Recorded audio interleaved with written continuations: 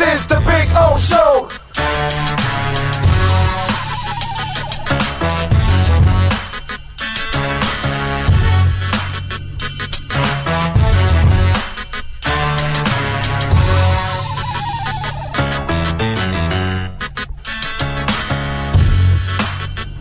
This is the Big O Show. This is the Big O Show.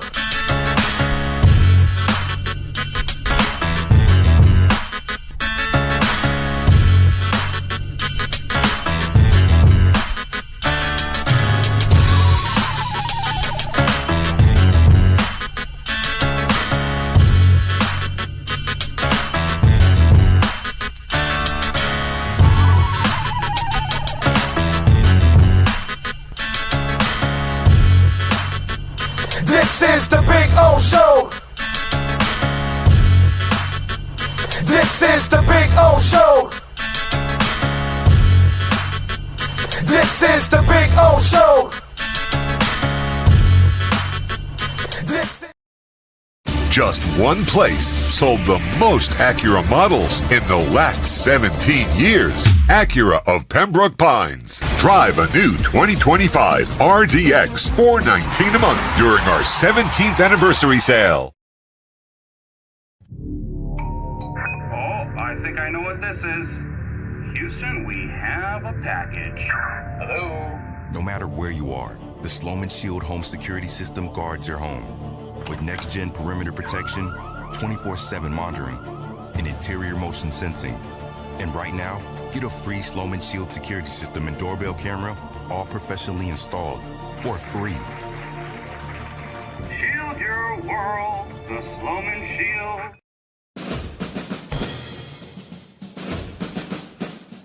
It starts every morning before the sun comes up. Projects are laid out. Plans are made. Equipment is fueled and loaded with inventory to handle all service requests. Orders are given to an army of skilled landscape maintenance professionals, certified arbor trimmers, irrigation technicians, and licensed pest management experts who fan out to communities and businesses all over South Florida. Experienced, on time, and dependable.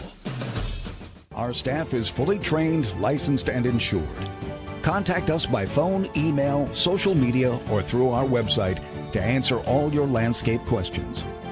We are Cutter's Edge. Total Landscape Solutions. For over 16 years, EJDconstruction.com has provided South Florida residents quality craftsmanship, accurate project management, and exceptional service. That's why EJDconstruction.com is an A-rated member of Angie's List and the Better Business Bureau. When you're looking for the right custom home builder for additions or home remodeling, please call my friend Eric at 305-433-4843. That's 305-433-4843 for EJDconstruction.com. Friends, Romans, and countrymen, epic deals await you at Toyota of Hollywood. You don't have to battle to get discounts of up to $4,500. Your chariot awaits. A Toyota Corolla, not $24,000, $19,988. Step into our arena where everyone is victorious at the #1 volume Toyota dealer, Toyota of Hollywood, on 441 between Hollywood Boulevard and Sheridan Street. Open till midnight. After 40 years, the Big Cheese Miami is still producing great Italian food. They started in 1984. Since then, they've been winning awards while being voted the best inexpensive Italian restaurant in Miami. Visit them for great food, amazing service. Witness the decades of Cane's memories. The walls are like a Miami Hurricanes Hall of Fame. The Big Cheese delivers anything on its menu or party platter menu to your home, office, or even a park for a picnic. Located at 8080 Southwest 67th Avenue, Miami. Call 305-662-6855. TheBigCheeseMiami.com, where they serve large portions at family prices. If you're looking to take your home or business to the next level, then RM Contractors can assist you.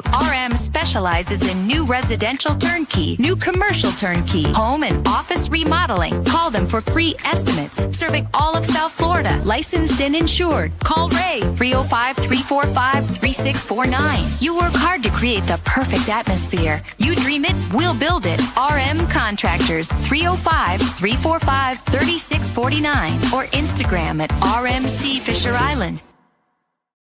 Before you buy or lease a Honda, Volkswagen, Hyundai, or any other model, compare Subaru, rated #1 in safety at Subaru of Pembroke Pines. Buy with 0.9% financing, 0 down. Forester with symmetrical all-wheel drive, $259 a month. Crosstrek with symmetrical all-wheel drive, $239 a month. During the Subaru A Lot to Love event at Subaru of Pembroke Pines, South Florida's #1 volume Subaru retailer.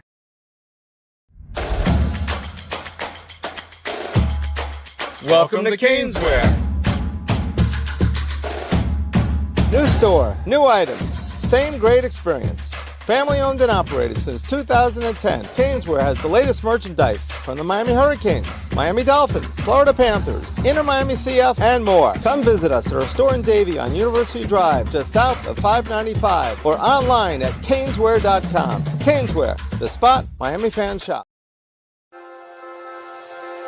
Hi, this is Jeff Welt from Welton Rayom. Dan and I have been in business together for over 22 years. We're not your typical lawyers. When Dan's not working in the office, he's flying his stunt plane. When I'm not in the office, I'm either getting tattooed, bowling, riding a motorcycle, or going to concerts.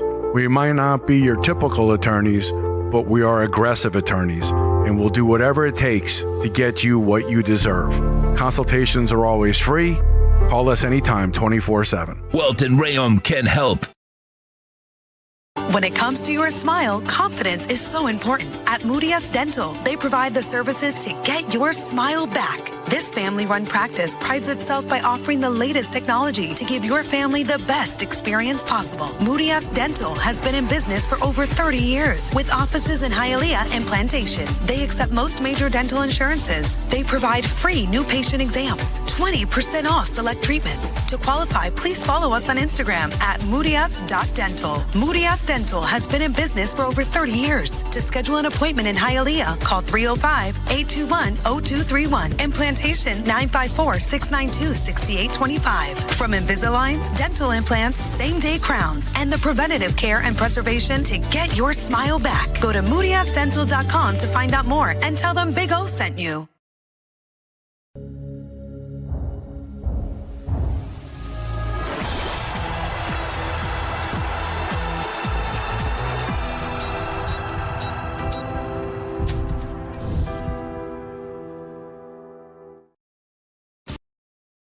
Just one place sold the most Acura models in the last 17 years. Acura of Pembroke Pines. Drive a new Acura ZDX, $439 a month during our 17th anniversary sale. The viewpoint statements or beliefs expressed on the following program by the host, guests, or callers are not necessarily the opinions of FantasyXS.com, Media Group Inc. ownership, management, sponsors, or website.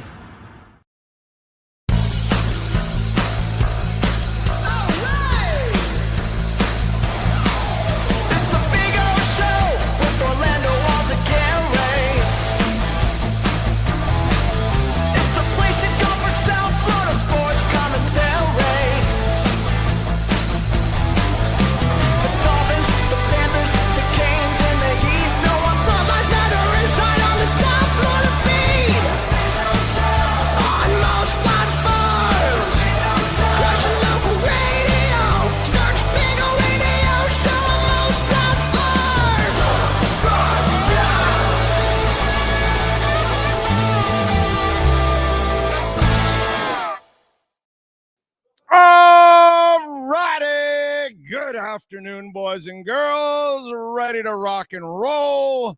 We are coming to you live from beautiful Hialeah Park. I always love it because the opening always gets people in the poker room going, what the hell was that out there? It wasn't what that thunder was just a little bit ago. I swear I might have heard the largest or loudest thunder I've ever heard in my life. Anyway, we are here like we always are now, Tuesdays at 2 at Hialeah Park in the second floor poker room. That's what she said. So come on out here and join us. Have some fun. Alarmo's having fun. Come on, Alarmo, raise the arm, man. Come on. If you're going to have fun, raise the arm. So there you go. So Alarmo's raising the arm. He's ready to go. The ladies are ready to serve you food, drinks while you enjoy the poker room. They got the captain's chairs so you can relax. Non-smoking, which is a beautiful thing. You know, you don't have anybody blowing smoke, but they do have these beautiful balconies, and you can walk outside to take your smoking break if you need that. And then the smoking hot slots outside. The first level, they've got all those loose slots, and then they've got a smoking hot slot area in the back where it's all got ventilation and fans and all that, so you can bring your vape pipe and your cigar or cigarette or whatever and enjoy while you play the games. So they take care of you if you are a smoking person, but inside they keep it non-smoking so it's comfortable for everybody. So it's really, really cool. So come on out here, check it out. Enjoy the very calm and cool atmosphere out here.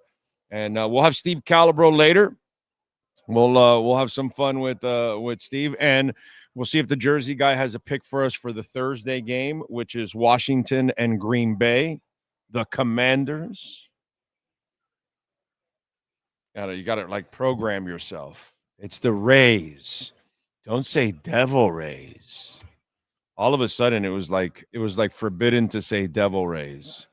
It was like, you know, like you were saying a bad word or something.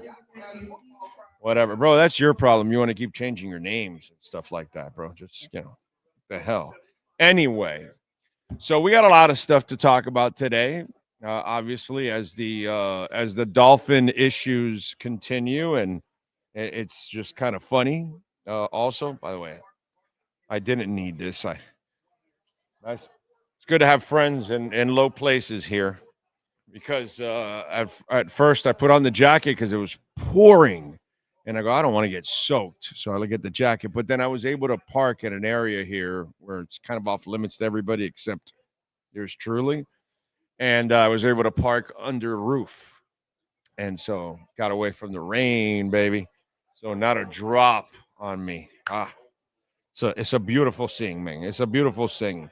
It is Tuesday, September 9th, 2025. It is day number 18,866 since the Miami Dolphins lifted the Vince Lombardi Trophy. Something tells me we're going to go well over 19,000. What? You mean you don't have them going 16-1 from here? No. You know what's funny? What's funny? Is I did I was on a podcast and I did the schedule game. Mm-hmm. And every time I said, oh, that could be a Dolphins win. And every one of them loss. I said, but it also could be a loss. And I was like, because at the end, it ended up being like 10 wins. I'm like, well, that's because I said they would win the Colts, the Steelers, the flips. I went with the Dolphins, of course. Right. But it's like. And there was no flip here this week. They could easily lose every game that they can win. Yeah, this could be a Cam Cameron-like year now. Oh, man. It could be like a Cam Cameron. And I never expected what we got on Sunday. Yeah, that's the thing. Like, I had no expectations. I went in with no expectations. Yeah. But I didn't expect to get an ass whooping like that. Yeah. That was crazy, man.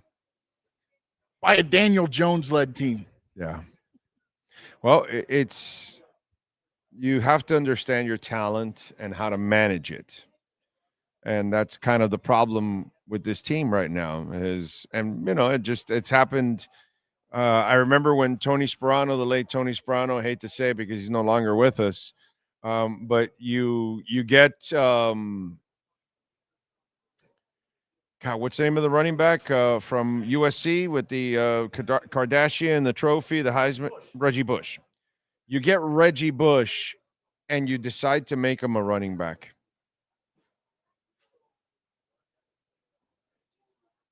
And for those of you that don't understand what I actually am talking about, you understand when I said that, what I mean by, right? That Tony Sperano actually used him between the tackles. He actually, because Reggie Bush came here also with a little bit of a chip on his shoulders besides the big fat Kardashian ass on his shoulder. And he said, oh no, I can prove to people that I'm a running back. I'm a tough guy. And he broke down for the last game of the year. But he played the game like a running back that year. Wasn't really that impressive. Why? Because he's impressive as a pass-catching back.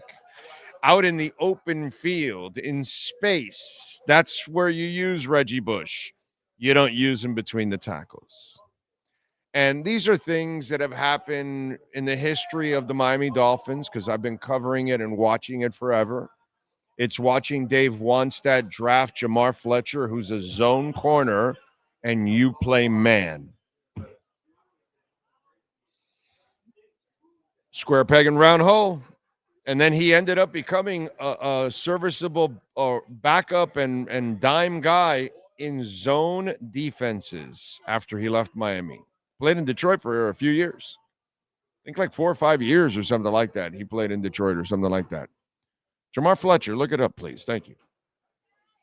It's like he had like a little bit of a career after he left Miami because he found his niche. What was it? What happened now? What are you laughing about? Dolphins news? What, the offensive lineman Strange? Yeah, they signed Strange. Yeah. Do you know why they signed Strange? Come on, get on the mic. Let's have a conversation. Let's have a conversation. Go ahead. Why did you think they signed Cole Strange? Because they don't have any other offensive linemen. Who was he drafted by? Oh, Patriots. Who do they play this week? Patriots. Okay. Who was he cut by? Yeah, Just Patriots. Patriots. So it's not so much that you desperately need him. It's also kind of pick his brain a little bit about what they're facing. As an offensive lineman, what's the front that they're going to be facing and the kind of stuff and all. They got some stuff on tape from week 1. And so that's kind of what it is. You know what I mean? Take a stab at it. He might help you. You're not picking up anything that's any great shakes at this point in time. But the only reason why I feel they picked up Cole Strange, it's because they play the Patriots this week and see if they can help out because they were stumped last week and they had no answer because, we have a coach that doesn't know how to. That's what I was going to say. So basically, doesn't know how to counter. They're just going to give this guy a free week of checks so that Mike McDaniel can go out there and hopefully pick something up. I mean, it's just kind of what it is. What are you picking up, like a great lineman or something? No, you're not, dude. So this is this strange move doesn't mean anything, But anyway, back to understanding what your player is. So this leads me to our first discussion of the day. And last night, there was a game being played in the NFL. It's called Monday Night Football. Not sure if do you know that they play something called Monday Night Football? Well, I'm filling you in right now. They play something called Monday Night Football. Okay. And this is where two teams from the NFL play each other. Kind of breaking news for there. Okay. So the team from Minnesota, Los Vikingos, decided to play Los Osos from Chicago. Okay. And in that game, the Vikings defeated the Bears 27-24. In that game, it got really, really ugly for a rookie named J.J. McCarthy. Pick six, everything. He wasn't looking good. He was looking terrible. And then Kevin O'Connell, the head coach, and what I really call a real quarterback guru, okay? Unlike the guy we have here that some people out there, he saved Tua's career and this and that. And I'm the guy that tells you he makes Tua's career a hell of a lot harder, like he makes everybody else's career a lot harder. And let me explain why Kevin O'Connell is a real coach and Mike McDaniel is not. So here we have a struggling young man in J.J. McCarthy, a rookie, hasn't played in a while. So they go into the fourth quarter, and they put together a 6-play, 60-yard drive for a touchdown. Let me walk you through what happened in that 6-play for 60 yards for a touchdown in 2:42. It starts off with a run from Mason up the middle for 7 yards. Pick up on a theme here. Then an 18-yard run by Mason off the right guard, okay? Then McCarthy makes a pass to Justin Jefferson for 17 yards. Run, boom, pass. Then comes back with Mason, 5-yard run. McCarthy, incompletion to Naylor. Then he throws a 13-yard touchdown pass to Justin Jefferson, 2-point conversion attempt. McCarthy to Thielen, incomplete, unfortunately. Move on. They score. They get 6 points. Chicago goes, the inept offense, they punt, boom. They get back. It's 3 plays, 50 yards. It starts off with a Aaron Jones, 9-yard run off right tackle. Then a J.J. McCarthy incompletion. Then a 14-yard penalty where McCarthy's pass is incomplete to the left side of Naylor, but there was a penalty on Stevenson for defensive pass interference. So, boom, you get that play. Then you get a 27-yard pass where it was beautifully designed, and Aaron Jones is open all by himself out in the flats that any quarterback in the history of mankind can actually complete that pass, and Aaron Jones goes in for a 27-yard touchdown. Okay, notice they punt again in Chicago. Then there's a touchdown run, again, a touchdown play, 9 plays. Okay, 68 yards, 431. It starts with Mason, right guard. They like to run off right guard. 19 yards. Then they come back. Mason, left tackle, 0. Then they come back. McCarthy, short pass to Hockerson. High percentage tight end, 9-yard pass. They come back with Aaron Jones, a 2-yard run. They come back, J.J. McCarthy, a short pass to Aaron Jones, your running back. He goes for 11 yards. They come back. They go for a 1-yard loss run by Mason off left guard. Not right. Then they get a 10-yard pass, McCarthy to Justin Jefferson. And then after that, there's a 14-yard run by McCarthy for the touchdown. Here's a head coach that sees a young quarterback that is struggling and says, guys, we need to get this running game going. We need to establish this, and we need to make them know that we are running with Mason and Jones because they have a 1-2 punch. And this is for a rookie quarterback. This is for a veteran quarterback. This is for Tua. This is for everybody. And when you look at the guy we have, he doesn't understand that. He doesn't understand the basics of football. He only understands one-dimensional football. And one-dimensional football, you cannot get away with it. You can do some stuff with Marino because you've got like this super freak. But you don't have a super freak there. You have just a normal good passer, really good passer. But you got to do the right things. And if you don't do the right things, you don't compliment your quarterback by getting plays in on time, by people knowing where they're supposed to line up, by no pre-snap penalties. He doesn't have any options to call anything. He has no audibles, nothing. And then you don't dedicate to the run.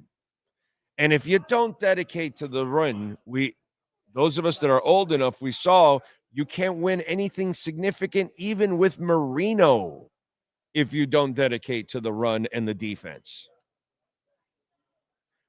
Yeah, last night, and by the way, how many quarterbacks have you watched under Kevin O'Connell in the last couple of years all actually do something play well. He gets the best out of whatever the hell he gets, doesn't he?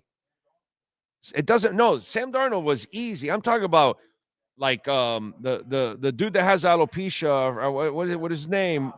Dobbs. Like he's had like different guys come in and he gets something out of them. The offense, he can win games. He's a real quarterback guru. He knows what his quarterback is, whether it's Dobbs, whether it's Darnold, or whether it's a rookie. He knows what their limitations are. By the way, I still don't believe in J.J. McCarthy. But I love what he did yesterday because he went out and didn't put the weight of the world on the kid. And he got the running game going, got him some time, got him easy passes, designed some plays that really made it nice and easy for him. That's what a coach is supposed to do. That's what coaching is all about. And if you watched last night, if you took the time to watch Kevin O'Connell, that's a guy that, by the way, countered, adjusted, struggled the first couple of quarters with his young quarterback. And then they settled down. They figured out exactly what they needed to do. And it all started with heart and soul of the running game, what I have been talking about for a couple of years now with this guy, because he doesn't get it. And again, this week, he didn't get it. And this is why you saw failure, and this is why you will continue to see failure. Because he is stubborn and doesn't understand how to really run an offense. He's got a fantastic offensive mind. That's the thing that I fell in love with at the beginning. I go, okay, this guy's got it. He can learn to be a coach. Okay, he can't. He doesn't know how to put it all together and attack somebody and counter and all. He does not. His brain, his attention span is so short that he cannot build out like he's supposed to build out in an offense. And then that's why it has no variety. And it's one-dimensional, and it's really easy to defend, and he will not add the other dimension to it. Or other dimensions that we can get into in a few minutes. But last night, all you need, if you want to know what a real coach is, who understands offense and how to maximize whatever quarterback you have with the people that you have, watch Kevin O'Connell year in and year out work with quarterbacks. Mike McDaniel cannot maximize any of the quarterbacks he's ever had. Tua, whatever success he's had, it's in spite of Mike McDaniel. And it's been proven because no other quarterback has success under him. That's the proof right there. Whereas in Kevin O'Connell, everybody enjoys some level of success in their own way. Whoever you were as a quarterback, you had some of your best days under Kevin O'Connell. That makes him a great coach. That makes him a great offensive mind. And that's where Mike McDaniel falls incredibly short, and I don't know how he still has a job.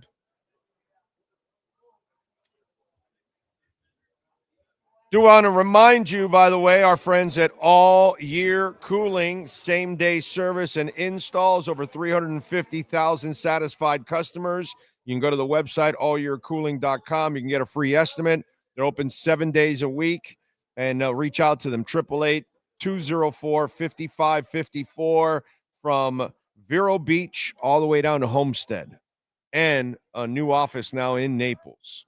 So reach out to our friends at All Year Cooling. All right, let's get to our 3A Graphics sports calendar. The Vikings last night defeated Chicago 27-24. J.J. McCarthy with 2 touchdowns and an interception. Let's see. Caleb Williams, 21 of 35, 210, a touchdown, 6 rushes, 54 yards, and a touchdown. Saturday night, the University of Miami will take on South Florida, or Saturday afternoon at 4:30. Number 18, South Florida. Number 5, UM. We will have our post-game show after that. Manny Navarro will join us fresh from the locker rooms with our Canes Wear Miami Hurricanes report. So we'll have some fun there. So come back to the platform on Saturday, 7 days a week this week, because we're doing the South Florida one. And Saturday at 7:30, Beyond Bankcard Field, the Fort Lauderdale United and Dallas Trinity FC. Go support the ladies at Beyond Bankcard Field. They won last week, 1-0. They are now 1-0-2. They're scoring some goals, so should be fun. Let's hope they pick up a victory here, get the second victory of the year. Thursday night action, Washington taking on Green Bay, 8:15. Green Bay favored by 3.5. The over and under is 47.5. Inter Miami, they are at Charlotte at 7:30. And we do have news as Messi is expected to play. He did play last week with Argentina. Luis Suarez is now suspended for the next 3 MLS games. No suspensions for Thomas Avilas or Sergio Busquets. Kind of weak on the MLS's part. And weak also, Suarez, only 3 games. But there you go. That's what's going to happen this week at Charlotte. By the way, they have 6 games in the next 3 weeks.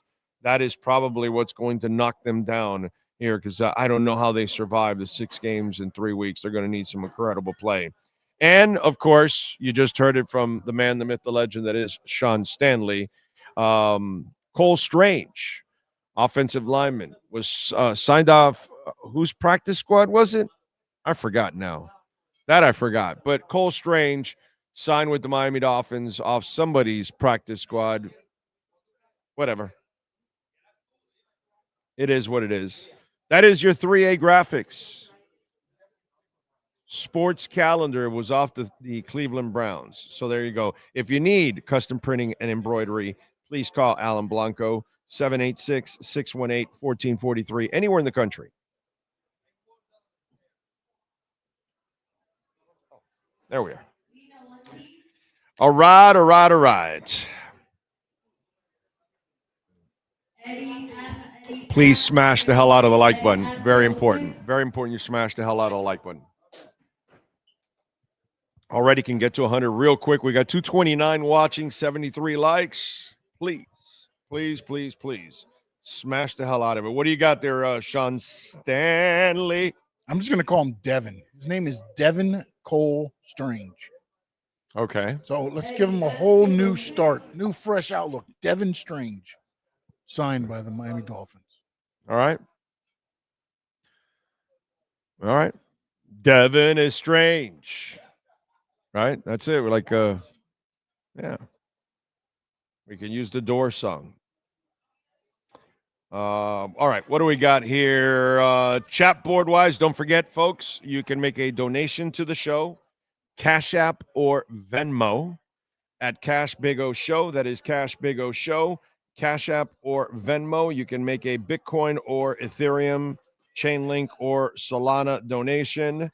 Bitcoin is at 111,297, and we appreciate it. As always, you can use the QR codes that are there, and we always encourage that because we get 100% of the donation. We don't mind the super chats. We appreciate it also.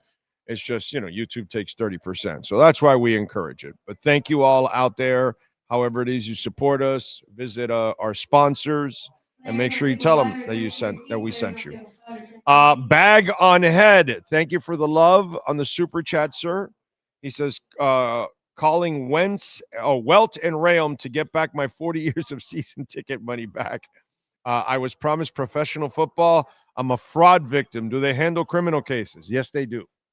Yes, they do. You may want to call them and explain your case and see if you have one. And thank you, my brother. I appreciate you for supporting us in a big-time way. Anthony Kyle Campos, thank you for the love on the super chat. He says, saw the Titanic on plane. How you doing, man? Saw the Titanic on plane back from Indy. Who would you say from the Titanic, McDaniel or Jay Johnson's tailgates with my friends? Best part of the season 25. McDaniel or Jay Johnson? Oh God, Jimmy John. Oh no, I'm saving McDaniel. What he did to Dan Marino, I will never forgive Jimmy Johnson. I watched it, bro. I watched him embarrass Marino. I watched them bring in a wildcat guy. I watched them take away the audibles. I watched them trade away Kirby and Byers and Irving Fryer and strip the offense of weapons. And yeah, dude, no, I will never forgive Jimmy Johnson for how he treated Marino in his last few years. And Marino never deserved that shit. Marino didn't deserve half the shit that he got here, bro. I mean, God bless Shula. Rest in peace. He tried, but man, he sucked at complimenting Marino. He sucked. So yeah, McDaniel's a goofball, and he's just useless. And I just showed you again another example with Kevin O'Connell, last night. It break it down for you, because before, the rookie the rookie made a couple passes, no problem. Yeah, but it's basis from the running game. That's where it all comes from, that you have to have that. You have to have that element. If you're one-sided like the Dolphins, you're done. So I can never forgive Jimmy Johnson. Okay? I get it, bro. He gets a pass here because he won the championship in Miami once, and he choked badly with the Fiesta Bowl. But, yeah, I no, man. Marino's my favorite player of all time. And I feel like I've spent my life explaining to people what football is, because there's plenty of people that think it's Marino's fault. And it's no, dude, he had to be who he was because he didn't have anything to compliment him. So he then had to go out there and try to win everything himself. And there were days where he flopped and he threw interceptions and forced passes and got benched a couple of times and everything. Yeah, Marino got benched, by the way, folks. Yes. I probably saw it happen maybe 3 times, 4 times. See if Grok on Twitter can how many times did Don Shula bench Dan Marino? I wonder if it has that. But it probably happened 3 or 4 times where Marino just was off that day, forced it, was throwing interceptions, and it got to the third quarter, early fourth, where, Shula was like, all right, Dan, just have a seat. We'll send Stroker or whatever and finish out the game. It's not your day today. And that's because he was forced to do everything, because whenever he scored, the defense allowed the points again. And he had to score, and they knew he had to score because they weren't going to be able to just hand it off. And we were lucky that we had that guy to do that, because there's very few people that can do shit like that. And to this day, I still have to explain to people, Greasy doesn't have a tenth of the talent of Marino. A tenth of the talent of Marino. But Greasy only had to work a tenth of what Marino had to work in order to win the Super Bowls. I wonder why. But it's just people don't understand football. So you can have a quarterback and you can ruin his career, Archie Manning, and you can, you can look at Andrew Luck. You ruined his career. He was one of those freaks. And better freak than Marino, because he was a passer and he could run, but he got tired of taking a beating. Why? Because you couldn't protect him and you couldn't run the ball and you didn't have a defense. Ain't that a bitch? So, just crazy, man. Anyway, so Anthony, there you go. I'm not saving Jimmy Johnson for jack shit. All right, his ass can just fade away in the water, and that's it. I'll stay on top of the door. It was a door, right? Or a piece of wood or whatever. I forgot. I think it was a door, right? Maybe. Anyway, Dolphin Dave, I see there. Jamie Zorria. Brett says, I've been a Dolphin fan for over 50 years now. Saw and celebrated both Super Bowl wins in the 70s, and I've never been so embarrassed for my team after Sunday. Of course. Is there anything else to say but embarrassment? Not really. Not at all. Not at all. Let me get to sports in 1 second. Let me get to a little crypto. As Bitcoin right now, I just told you, It is riding at 111,116, so just above 111. It's been farting around 110 to 112, pretty much the last, which has been a great thing. I love it because I'm not a financial advisor, but it's accumulation time. And let's, by the way, I don't know if you know this, today marks day number 78 straight that Bitcoin has been above 100K. It started on June 24th, and since then, we have been above 100K ever since. Okay? I don't think we're going to be going under 100K ever again, but hey, that's crazy stuff. And just to tell you how the pace is going, companies, this is not you and me, you out there, whales like Ocala Joe, no, this is not us, not including us. Companies, okay, last week bought 6,218 Bitcoin. Companies. You know how many were mined? 3,150. So just companies alone are outpacing the mining. So supply crunch is coming. Add retail, add governments, all kinds of other people buying Bitcoin. The number is way higher than that, but it's just so you'll know. Okay? Now, the other thing is we are now spending more as a country on our debt than we are on defense. Did you know that now? We just passed now the interest payment on our debt is more than we spend on our defense. Okay. Payroll numbers today. Did you see that? They were revised 911,000 less from April of 2024 to April of 2025 for one whole year. Now, as you know, if you're objective and you listen to the show, I can't stand left. I can't stand right, especially far left and far right. They have ruined everything. I laugh at Democrats and Republicans. I laugh at Trumpies. I laugh at bleeding heart Democrats. I think you're all a joke. Okay, so, they say, well, the feds and these, what are they doing counting? And how is it that they're getting the numbers so off? Okay, just so you'll know, Biden and Trump both cut the budget for those departments. Do you think that was a fiscal decision, or do you think maybe they want them to be irresponsible and not have the resources and not be able to keep up with their screw-ups, Biden and Trump? Because I know especially for you Trumpies, you get really hurt when, you hear your guy sucks and he's a clown and he does stupid shit. Print 1.1 trillion in the last 48 days. So both Trump and Biden have stripped budgets from the people that actually get the statistics for you so that you can be accurate and the feds can know what they need to do and cut and all that. So now 911,000 less jobs were produced in the last year from April to April. It shows both clowns aren't doing the job. But it's just, whatever.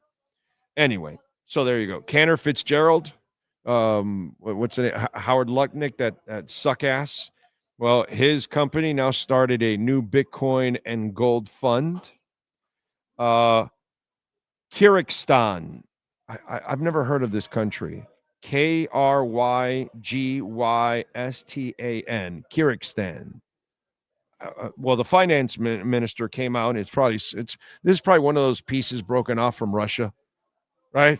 It's probably what it is. When Russia's broken up, it turned into like 6,000 countries.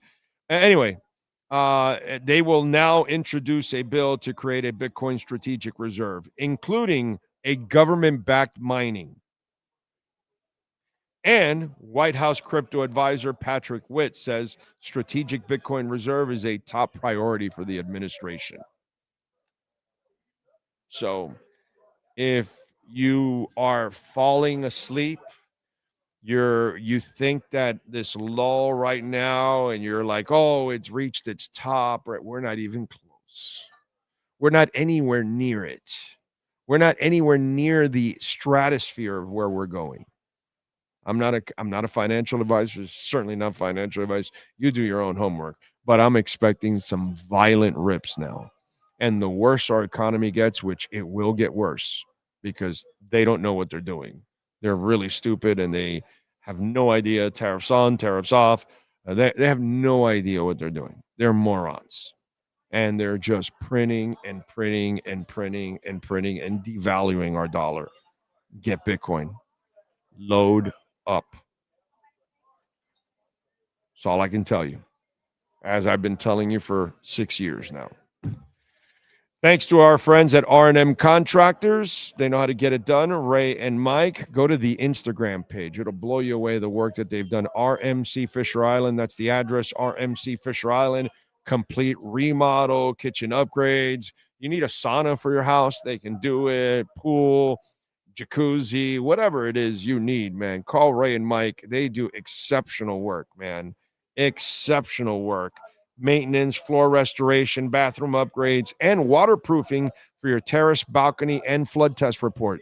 That is great for condos, and that is great for you homeowners that have second floor houses. Call our friends Ray and Mike at R&M Contractors, 305-345-3649. All right. There we go. What can I tell you? Cash App or Venmo at Cash Big O Show. That is Cash Big O Show, Cash App or Venmo, and you can make a Bitcoin or Ethereum donation as always. So we have an interesting development in the Miami Dolphin world. And again, this goes back to some of our explanation of football when we started here. Xavier Howard, our buddy Stephen Holder, put out the video and the quote, and we'll bring it up now for you. And he brings up what X-Man talked about on how telling his team how to defend the Miami Dolphins. And here it is. We knew he gets the ball out pretty quick. And once you take away the first read, I feel like it's panic mode after that, and it showed yesterday. So let me ask you something. And I the novice or the Tua hater or the person that really just doesn't understand football, they think what he's meaning is that Tua only has one read and then he's done and he can't really get to the second or third, which is really stupid because he's gotten to second and third at like 2 or 3 different levels of the throw, which is just crazy. 2 or 3 different level of windows, which is just the intelligence and all that is just at another factor. Again, it comes to your coach, your play designer, all of those things. So if you're playing a defense that doesn't run, well, then that becomes easy. Okay, we're playing the Dolphins. We don't need to respect the run. They're going to try to pass. Okay, they like to use a lot of the middle of the field. All right, let's flood the middle field. Let's make sure, because that offensive line can't give them more than 2 seconds, we got to take away that first read because you're not going to get to the second and third reads in the 2 seconds. You're just not going to have time. When you take a snap and you drop back and you fake the handoff and you drop, that's already almost 2 seconds. While you're looking, you don't have time. And you don't have time to adjust because you don't have audibles. They know that. So everything becomes very predictable. And that's what McDaniel is. He's a predictable clown. And everybody is just clowning his ass over and over and over again. And so you put your quarterback, like I explained to you earlier with Kevin O'Connell, your coach puts your quarterback in a position where, and there's no excuses for the way Tua played this week. I mean, it was terrible. Okay. It's his worst game ever I've seen as a Dolphin. Worst game ever because of everything on the line. And so I can't, defend the way he played, but I can't defend the way things are coached around him. You know, when people still don't know how to line up, when you don't have a running game, when you're super predictable, when you got midget receivers. By the way, what happened to the Icon kid? You know, you got a big receiver and you refuse to incorporate big receivers. It took him a month to start using Jonnu Smith like he was supposed to last year. And Jonnu had a breakout year. Imagine if you actually used him in the first month. He might have been 1,000-yard tight end. Because I think he got like 900, right? Or something like that. He would have been easily 1,000-yard tight end if they would have used him the first month. This is a terrible coach. And X knows it because they're really easy to figure out. It's not a lot of depth to this offense. The line can't. And now it's worse because now you've got linemen injured and you're going to have backups. He's really not going to have any time. This is why the running game is so so needed and so foundational in anything that you do in football. And we just refuse to understand that. So, yeah, what X said is 1,000%. But it's not for a lot for those of you out there that don't really understand football. It's not really necessarily a dig at Tua.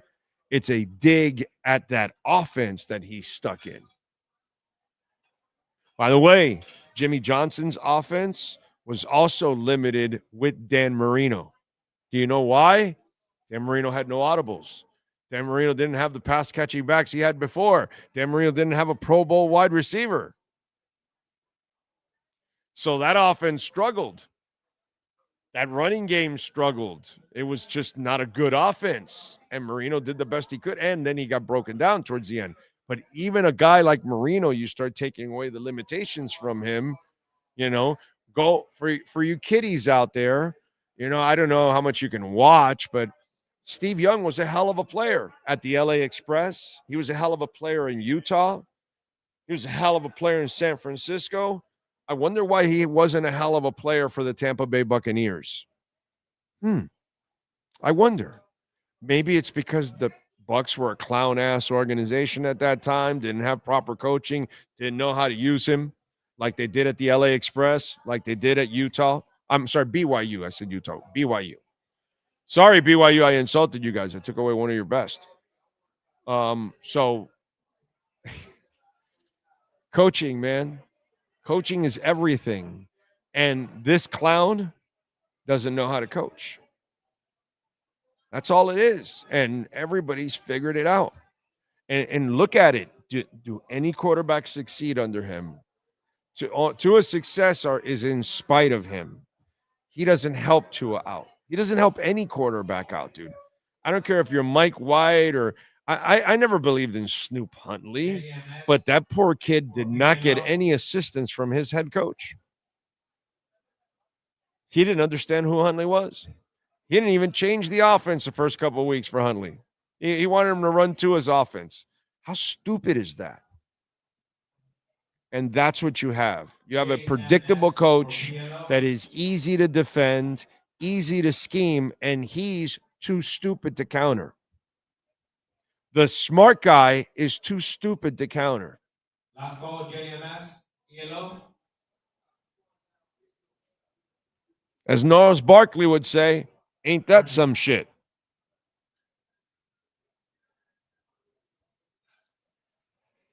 So, there you go. Tua played a horrible game, too. Yeah, he did. Yeah, he did. Let's see. Yes, but Marino looked better than Tua. Marino's a freak. What part of it do you not understand English, Frankie? Don't compare Marino and Tua, bro. Don't even use it in the same sentence. That's just stupid. First of all, freaking listen to the host. Listen to what the hell I'm saying. Okay? You got away with it because Marino's a freak. Tua's not a freak. I think I said that already, right? Didn't I say that? Yeah. So pick up on that, Frankie. So that way you don't make a stupid ass comment. I keep telling McDaniel to stop smoking weed before. If he smoked weed, it might help him, dude. Don't even insult weed. All right? Weed might help his ass get creative. Been a while since I can admit our entire team from top to bottom sucks right now. Well, but you know what I've noticed? This is what's going on now. I love this. And OJ, I'm sorry, I'm going to have to throw you under the bus a little bit here. I love you, but this is all in pure love here. But I got to throw you since the video went out and people have, gone after. I've noticed that the people that are disappointed are the people that lied to themselves. Like OJ McDuffie lied to himself. Like any of you. What'd you expect? A good season? With that team, with that coach, with that lack of depth? Do you not follow football? Or you just want to be a homer and wear the pom-poms and just lie to yourselves? That's the part of all of this culture I don't understand. I love my team, but I don't live in lies. You people that lied to yourself like OJ McDuffie, this team was going to be a fucking joke this year. I was being nice when I said 7-10. The problem with a lot of you out there is you refuse to actually live in reality. So you lie to yourself, and now you act like you're surprised. Those of us that actually knew we're expecting okay, maybe we're a little surprised at the effort this week that it was that bad. Yeah, I was surprised with that for sure. But I'm not surprised I'm not shocked that they lost, dude. I'm not shocked if they lose any game with that guy at all. So if any of you thought they were going to win 9 or 10 or 11 games or 12 games, and you actually wrote your little article, or you got on your little podcast, or you got on your little radio show, and you tried to make a case for it, you were just going out of your heart. You weren't thinking with your head. So if you think with your head, you know the Miami Heat have no fucking chance the last couple of years of getting a superstar. But if you want to keep reading the bullshit that they sell you from the writers or whoever else covers the goddamn Heat, you go ahead and do that. But I love my Heat. I'm going to watch anyways, but I'm going to tell you, they don't know what the fuck they're doing right now. Okay? Maybe they won't tell you that, but I'll live in reality. I don't lie to myself. I love my Heat. I'm going to watch them, but they ain't going anywhere, dude. I knew they were a play-in team last year and the year before, and I knew Jimmy Butler was un descarado, and he was, because he got away with it once. He thought he could get away with it again, and then you idiots fell for it, hook, line, and sinker, like the Heat Nation. Oh, no, don't worry about it. We'll climb out of the 8th because, that's normal. Everybody does that just because we did it once. There's too much lying to yourselves. You're not really good fans. You need to lie to yourself in order to inspire yourself to watch or something. I'm sorry, is that how it works for you guys out there? Some of you that are programmed that way? So what I've noticed is those of you that lied to yourselves, or you really don't know what the hell you were watching, don't know where some of you fall, but those of you that are pissed off, the rest of us that are not like, wow, dude, this sucks. Kind of embarrassing, but I knew it was going to be a shitty year. Like, we're not that shocked. We're not like, oh my God. No, dude, it's Mike McDaniel. He's a clown. I think I've been telling you for over a year now, there's no respect for him in that building. Now's when they're saying it. Oh, by the way, have I not been saying for months that this will be a transition year and Mike McDaniel will get fired? Everybody now is talking about Mike McDaniel getting fired now. It's interesting. Months behind our show. We told you the way they constructed this team, shit was going to go down, didn't we? Oh, no, I'm just being negative. No. I live in reality.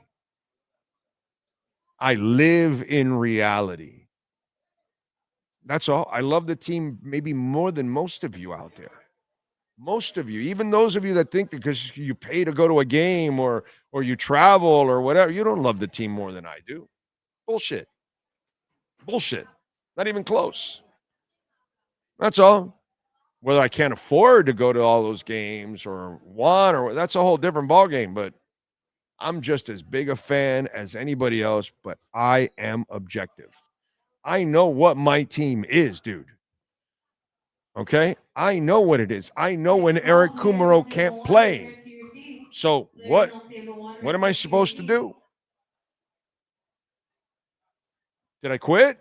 No. When Eddie Blake was a bust, did I quit? No. When Thurman Thomas ran on us for 300 yards? No. And we still couldn't play defense. But I live in reality, and that's what I've noticed about this season specifically. Anybody that is writing, talking, or acting surprised or insulted or whatever, you have no idea what was coming.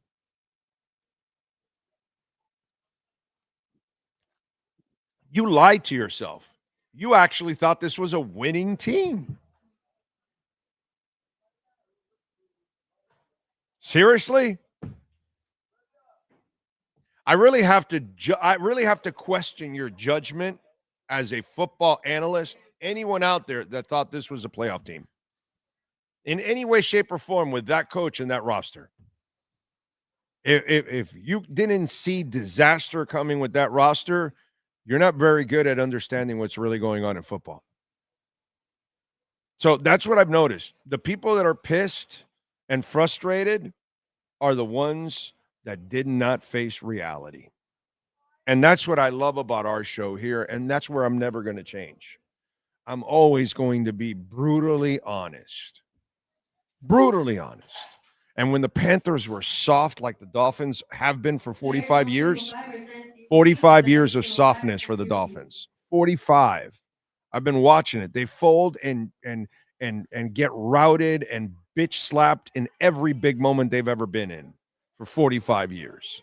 Weak, soft. Guess what? That's what we called the Panthers. And finally, they toughened up. Wow. In a sport that you need toughness. We live in reality, bro. That's what we do here. We don't play that fan bullshit where, you guys are searching for that echo chamber. No, I can only hear a host or somebody that's going to tell me what I want to hear. Just positive thoughts. Like that idiot that heard the conversation with me and Furones. Oh, my God, you guys were talking about a bad season before it started. That's so irresponsible. No, that's honest. Honesty is telling you where the stage is for our team. That way, the people that tune into this show, they're not surprised. They're going to go, oh, no, O said it. O said the season was going to suck. So that's what I've noticed. All the people frustrated and pissed off, you either didn't know what the hell was coming at all, or you lied to yourself. One of the two. That's all. You're just a blind-ass fan. Let's go. Let's go. For all of you pissed off and frustrated and shocked that you didn't know they were going to suck when it was so obvious that they were going to suck, you get this. Blind-ass fan alert. Look out, everyone. We've got a blind-ass fan coming through.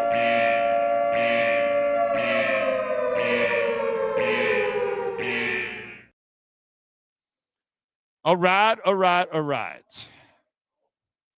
What happened? What do you got for me? Uh-oh. I know it doesn't mean anything because it's a PFF grade. Oh, the Marlins? No. Javon Holland. Oh. Posted a grade of 41.5 in week 1 for the Giants. I don't know what that means. I don't follow PFF. No, either do I, but the play. Does that mean terrible? Yeah. Oh, okay. I have no idea. Yeah. No, it goes up to 100. I don't follow that shit. I don't believe in any of that.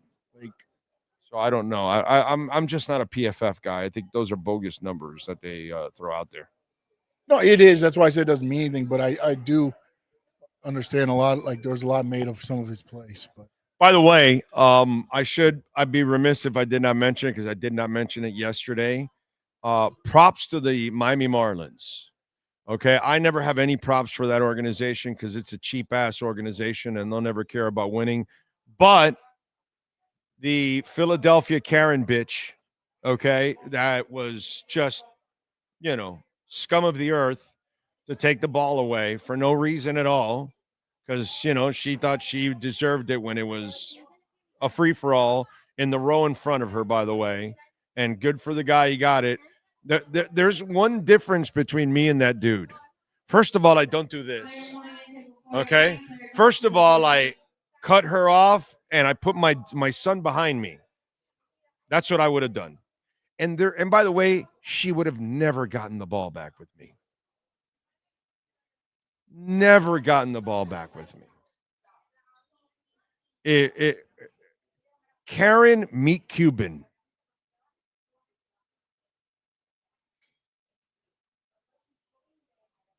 Okay.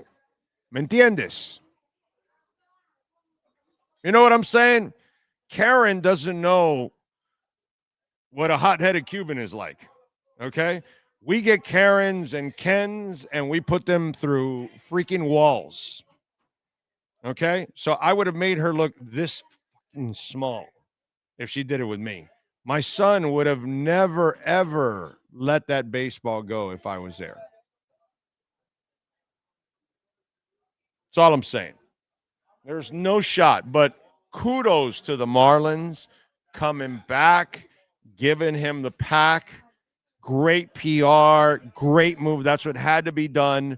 And then for Hader and the Phillies to then meet the kid, give him a signed bat. That was badass.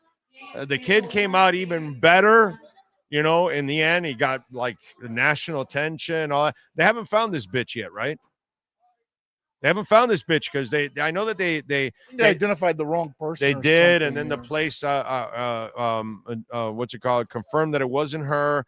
Plus, she wasn't at the game; she was in another town somewhere, and all that. So it wasn't her. I know. I don't even want to mention the woman's name because it's not even fair to her, brother. She was included in something that she has nothing to do with it. So that woman probably cut her hair, dyed it, got contacts now. Other colors or whatever. Like, I don't know. She's probably got a cane, walking with a limp, or something. She's probably got a hunchback on now or something. She's doing everything and anything possible. The thing is, no one else says, oh, I know that bitch. No one has said that. Like, oh, I know that bitch. So who knows? But she hasn't been found. But, I don't give the Marlins any props for anything, as you all know on this show. Because they don't deserve any props for anything because they're frauds.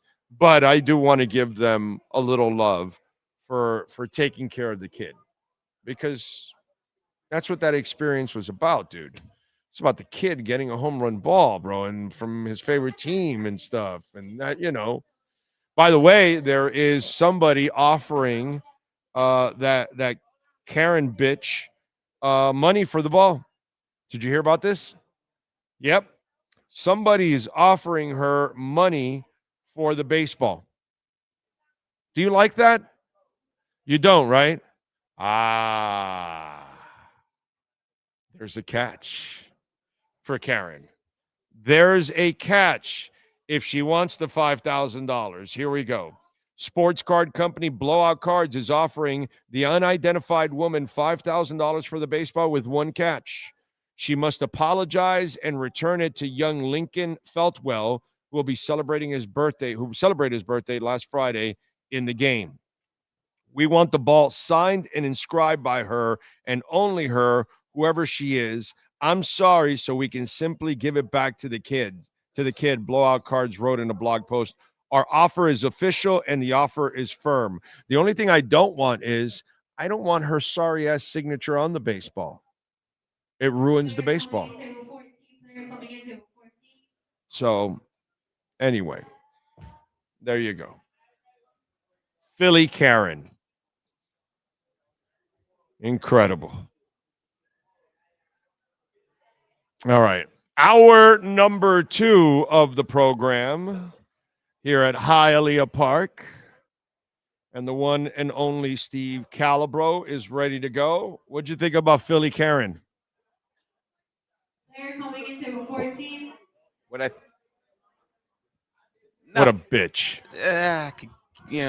Bullshit. But great job by the Marlins and the Phillies. And the amazing part is she has yet to be identified. Yeah, so she's hiding somewhere, dude. I don't know how nobody also like a no, friend but of her, they know somebody who she recognized is. They her know who like, she and is. ratted her out already. I like the monkey shirt. I got to tell you. I mean, it's a little bit of a throwback. Yeah. A little bit of a throwback. Davy Jones. Davy Jones. Were you Davy Jones or Mickey Rourke? Which Mickey. Mickey. Yeah, because he's a like character. You could be like Mickey's cousin. You could have a little bit of a similar look. Wish I had the skills. No, doesn't. Wish I had the doesn't talent. Bingo have a little bit of a Mickey Rourke look, like he could. You told me he's my second cousin. I Maybe. believe it. Maybe from a cousin from another mother. Yeah. but the I love the Monkees. You love the Monkees. I do. Hey, with the Monkees. So love it. Love it. I didn't know that about. See, you learn things. As a kid, I watched the show, but I love their music, dude. Really? Last Train to Clarksville is just phenomenal song, man. I think it's I can listen to Last Train to Clarksville in a loop.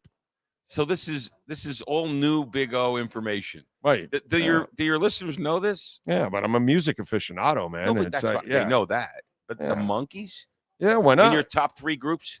No. No, You're killing me now. No. You're listening to that Last Train to Clarksville 10 times. I can listen. Yeah, I think that song. But you know who wrote that song, right? No. See, that's where this is.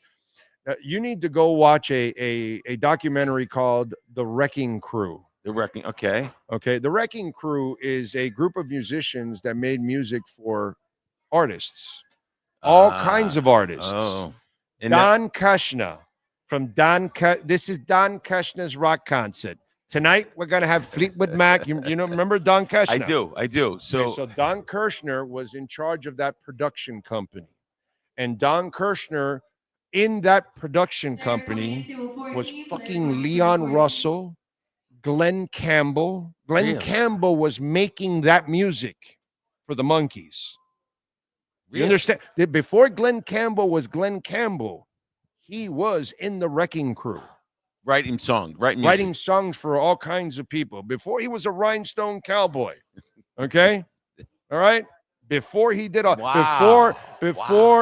before Leon Reed became the shit in blues, he was writing music. There was who else was in the Wrecking Crew? There's like a couple of other people, names that'll freak you out. So they wrote the music for the Monkees. And they wrote that song. That was their one of their big hits. So the Monkees then they got really big in their britches and they wanted to write their own music.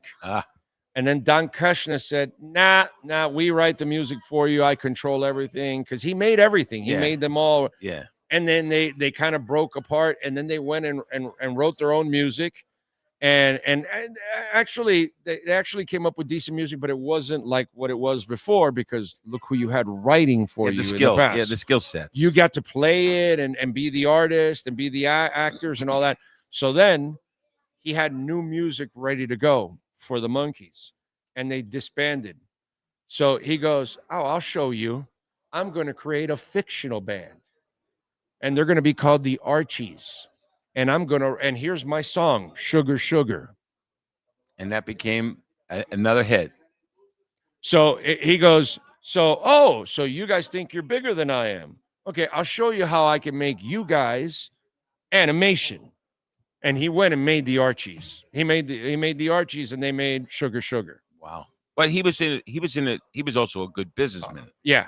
He was real more of a music businessman. Was Neil Diamond also in the Wrecking Crew, or Neil Diamond used the Wrecking Crew? He might have used the Wrecking Crew, but it's just like you need to watch there's a documentary called The Wrecking Crew. I'll watch. You can find it on YouTube. You can find it in all kinds of places. Just put The Wrecking Crew. It'll come up. It's like an hour and a half, 2 hour documentary. It'll blow you away. The music they wrote for I'll watch Barbara it. Streisand, whatever. It doesn't matter what it is. Well. Okay. So it's amazing shit. This is a little bit associated, but not exactly. I watched a recent documentary last night. I was flying in. The what? another documentary. It was the weirdest. This is one you don't want to watch. Mhm. It was the documentary on the bubble boy or something like that. No, did you see it? It was horrible. Did you like it? I mean, I don't know. Maybe I watched it. It was short. Thank God it was only like 45 minutes. So it's about this guy who I think was a farce. And he's like him and his wife are bad parents, I think. They're bad parents, and they're teaching their kids to be nuts and like take all these risks. And in the backyard of their house in Colorado, Fort Collins, Colorado, they build a flying saucer, right? Right. And then it's made like out of like aluminum foil or something like that. Yeah, with helium. And in one day, this is like a true story.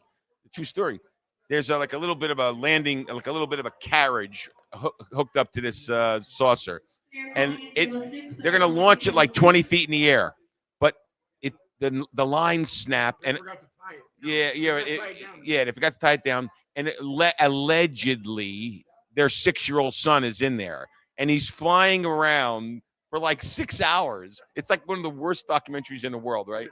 I would recommend it because it's so bad, and it's only 45 minutes. And basically, the guy was more full of shit than a Christmas turkey. That's really what he was, right? And he was like a bad parent, and he had like police and all kinds of first responders looking for this. They find the saucer, and then it kind of crashes in, and blah blah blah. I'm not going to tell you the end, but it's a horrible documentary. All right, so I am a documentary watcher, and I will watch Wrecking Crew. Hal Blaine, drummer, part of Be My Baby with the Ronettes, Good Vibrations with the Beach Boy. Carol Kay, bass guitar, one of the few female session musicians in her era. California Dreamin', Mamas and Papas, These Boots Are Made for Walking, Nancy Sinatra. Tommy Tedesco, guitarist with the Beach Boys, Pet Sounds, and Frank Sinatra. Don Randy played piano, keyboards on numerous sessions, including Beach Boys and the Monkees. Yeah, a lot of Beach Boys. Joe Osborne contributed to because Brian Wilson used the Wrecking Crew to create the music. Then he'd go to the Beach Boys and say, okay, this is what you guys are going to play. Perfect. That's what they would do. They would create all the music and tell, okay, Monkees, here's all the music, lyrics and music. They didn't have to do anything. They just had to learn how to play it and sing it. That's it. Joe Osborne contributed to The Fifth Dimension and Simon and Garfunkel. Glenn Campbell, before his prolific career with Elvis Presley and the Beach Boys. Earl Palmer, a pioneering drummer, worked with Sam Cooke. Al Casey, the guitarist, Beach Boys and the Everly Brothers. Larry Knechtel, the bassist and keyboardist, worked with Garfunkel, with Bridge Over Troubled Water. The Byrds, Mr. Tambourine Man. Leon Russell, like I told you, multi-instrumentalist with Herb Alpert, the Byrds before his solo fame. Bill Pittman with B.J. Thomas, Raindrops Keep Falling on My Head. Steve Douglas contributed to Phil Spector's Wall of Sound and the Ronettes. I mean, it just goes on and on and on. The Wrecking Crew is such a great documentary. It is so educational about you'll learn of, because people picked on the Monkees like you didn't make your own music, and no, they didn't, and they did after the second album. But the problem is, nor did a lot of other people didn't make their own music. Exactly. Lots of people didn't make their own music. Like Barbra Streisand and Donna Summer never wrote a song. Yeah, they just it doesn't take away from their damn talent and performance. They can still belt it out. Yeah. Somebody else might have sung that song and it goes nowhere. You know what I'm saying? It's also different skill sets. Writing music, people that write music can't necessarily perform it. And of course, and vice versa. Right. You know who?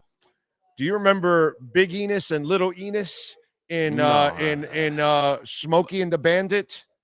So I remember the movie, but I don't remember the Enos. Paul Williams.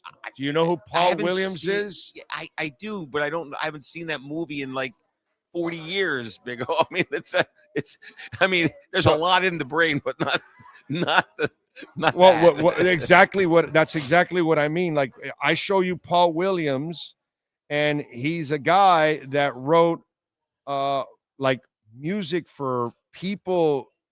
Like, you know who he is? Yes. Okay. Familiar face. Yes. Okay, so Paul Williams, Three Dog Night, Helen Reddy's, The Carpenters, Strict out of the 70s, early 70s. Yeah. This guy like did everything. He wrote the Rainbow Connection for the Muppets. Evergreen with Barbara Streisand, A Song Is Born. He did the Love Boat theme. Like everybody knows that one. Like Love Boat. Right. And his songwriting and musical career is like incredible. And you only know him as a caricature in a movie in Smokey and the Bandit and stuff. You know what I mean? Paul Williams. Look it up. Paul Williams. It'll blow you The away. Love Boat. There's a way you can win a beer at a bar. Who wrote the Love Boat theme? Yeah. I'm sure Paul you can win a Williams. beer there. Yeah, you'll win it for sure. Hey, listen, did I tell you I was flying in from Jersey last night? Jersey? I'm from Jersey. I was in Jersey. Yeah, for the You week. spent the week? Yeah, the week. It was a hell of a action-packed vacation. You know, it's getting cold up there. You didn't need your boat for the highway? The boat was. I couldn't go out as much. It was so cold. Like you had. No, but it was windy, and it was. You go fishing. You can't. Yeah, you can. It's like It's uncomfortable. You yeah. know, I mean, now there was 2 or 3 days that were beautiful, but you know, you start getting picky. You got a bunch of days. You say, "Oh, I'm going to get picky," but it was fun. But it was a little chillier. It's like weird. It's like this happens. I remember saying this when I was a kid and a teenager. The day after Labor Day, that's when the people in New Jersey go back to school, right? And the weather turns crappy. It's quite amazing. It's like the weather knows, like God knows, well, you don't need the summer anymore. So you're going back to school. So we're going to change the weather now. You know, Yeah. It was like Tuesday was crappy. The week prior was great. Yeah. It's really weird. The seasonal thing is kind of strange. But that being said, I did talk to the Jersey guy. Oh, we got to pick for Thursday because no. He doesn't want to touch the game. Actually, Packers Green and- Bay by 3.5 3.5. against Washington. That's It a is kind tough of game. That's a tough game. I talked to him. I said, "You sure?" He goes, "I wouldn't touch that game with a 10-foot pole." Yeah. Now I happen to. I don't think- like that game either. I wouldn't. I don't know which way to go on that one. I gotta tell you If something. anything, I might go over 47.5. Yeah, 47.5 maybe, but I can tell you something. I can see a lot of points in that The game. Packers are really good, and they were really good before Micah Parsons. They just made them really, really good. Yeah, that helps. That made their defense, notch up. Well, it's a guy whatever you have to scheme for him, just him. When you have those specific players on either side of the ball, it changes everything, dude. I will tell you, the Packers were for real. Remember, if you remember their last half of their season last year, they were on fire. You know, they were like 6-2 the last 8 games. They were killing it. They're a team to be reckoned with. So, and I want to. How could you not mention it? We're talking about sports betting. You know, we have a new thing too. Just come here to Hialeah Park, and we'll help you sign up for the sports app. Okay. Because there's an advantage to that because it takes a little. You need a little help. You need a little help with that. But I will tell you, did you see? I happened to be fortunate enough because I was too lazy. I didn't want to get up and go to sleep. I was watching the Buffalo game, and I said, I guess I'll watch the end, even though they're up by 15 points. Did you see the game? Yeah, I did. It was insane. The last 8 minutes were amazing. Yeah. It was amazing. It was like I'm sitting there by myself. It's late at night. I'm half tired. The passer took over. It was insane. It was now look. It was a shame. I felt bad for Derrick Henry. He's a great player. He's fumbled. Everybody's fumbled before. Yeah, it's rare that happens. Yeah, and he got hit, and it was the worst. But that's Baltimore. Yes. If you figure out the run, they're not going to beat you with the pass. And what happened in that game? Josh came back because he was able to make plays with his arm overall, and that was the difference. And then they would answer, and then they stopped their run, and then they needed Lamar to pick up the passing game, and they could not pick up the passing game. And if you're just going to rely on it's a great regular season offense. It just is a great regular season offense. And a great team to beat average teams. Right. They're a great team to beat average teams. It's impossible to prepare for that week in and week out. Two guys, one that power and the other one that's got incredible speed and change of direction. Lamar is a gift out there running the ball. But if you can stop the run and then force them to beat you with the air, that's where. Which is easier said than done. Derrick Henry's not an easy guy to stop. That's my point. But it's not an easy guy to stop. Once you get to the playoffs, the better defenses are there. And there's a reason why Baltimore shits in their pants every time they get to the playoffs, because it's easy. It's really easy to figure them out. It's just hard to do it. But once you stop the run, that's why I God bless John Harbaugh, dude. Nobody would ever commit to this kind of an offense. Like, he is committed to a running offense. And he committed so much to it this year that he goes, no, let's go get Derrick Henry. And really, like, that's somebody here on the table just going, I'm all in. All in on run. All in on run. And so this is, they have to be the Baltimore from 20 years ago, that they didn't have much of a passing game either. It was all defense and running. But the problem is they don't have that kind of a defense. However, you're taking that everything you said, I agree with.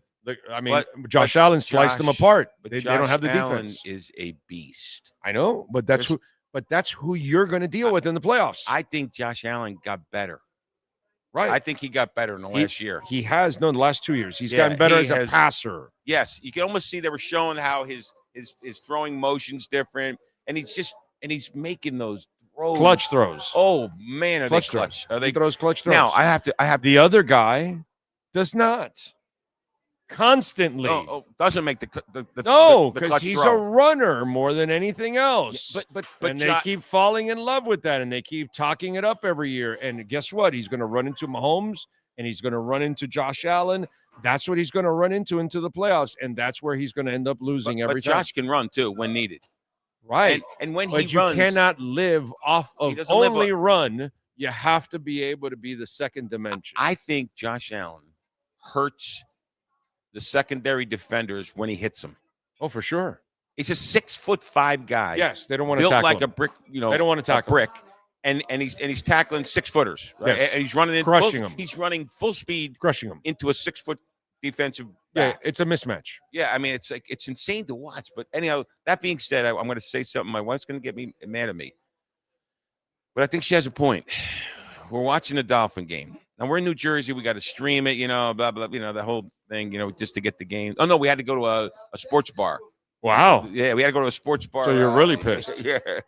Because. But the fact that you made an effort to see that, that's really bad. That's like me driving to New Orleans to watch the Canes lose to Alabama in the national championship game. That hurt, bro. The bar we went to is appropriate. It's in Barnegat, New Jersey, sometimes known as Barnegetto, but Barnegat, New Jersey. We went to the Pour House, Pour. Okay. Great place, nice little place, but we're watching it, and it was like, now my wife was saying, that's it. I tell you about her. Yeah. She's not patient when the team starts going bad. Well, what nobody really is. It's a bad team, bro. And I try to help her with that, but she says, it's a bad team. She says this to me, and she's going to get mad at me if she hears this. She says, I think I need to root for a new team. This is what she starts telling me, right? And then she says, that Buffalo team's pretty good. I think I could root for them. Now, I don't think she's fully committed yet. They're really good. But think about that. She's an average fan, right? They're really good. We're basically giving up on the Dolphins. What we're saying is, it's a bad team.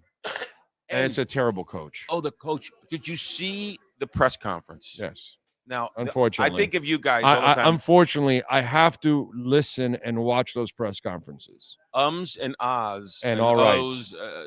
It's terrible. It's like he's an embarrassment. And then he doesn't even know the solution. Like, he doesn't even. What's amazing?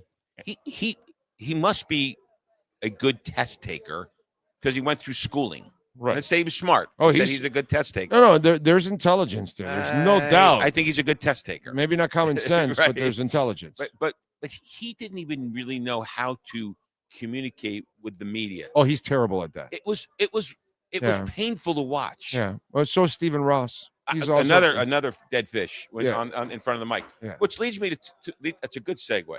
Yeah. So I have a proposal for Stephen Ross and for McDaniel.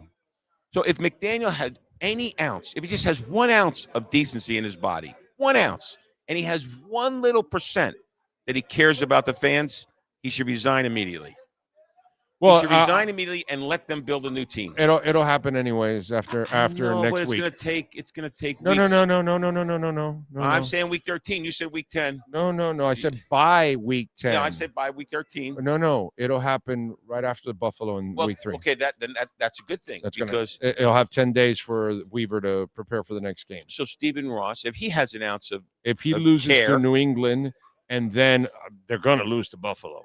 Yeah, that's. But if you lose to New England and you get embarrassed by Buffalo, you will get embarrassed. You will lose to Buffalo. You fire him, and then you hand it off to Weaver.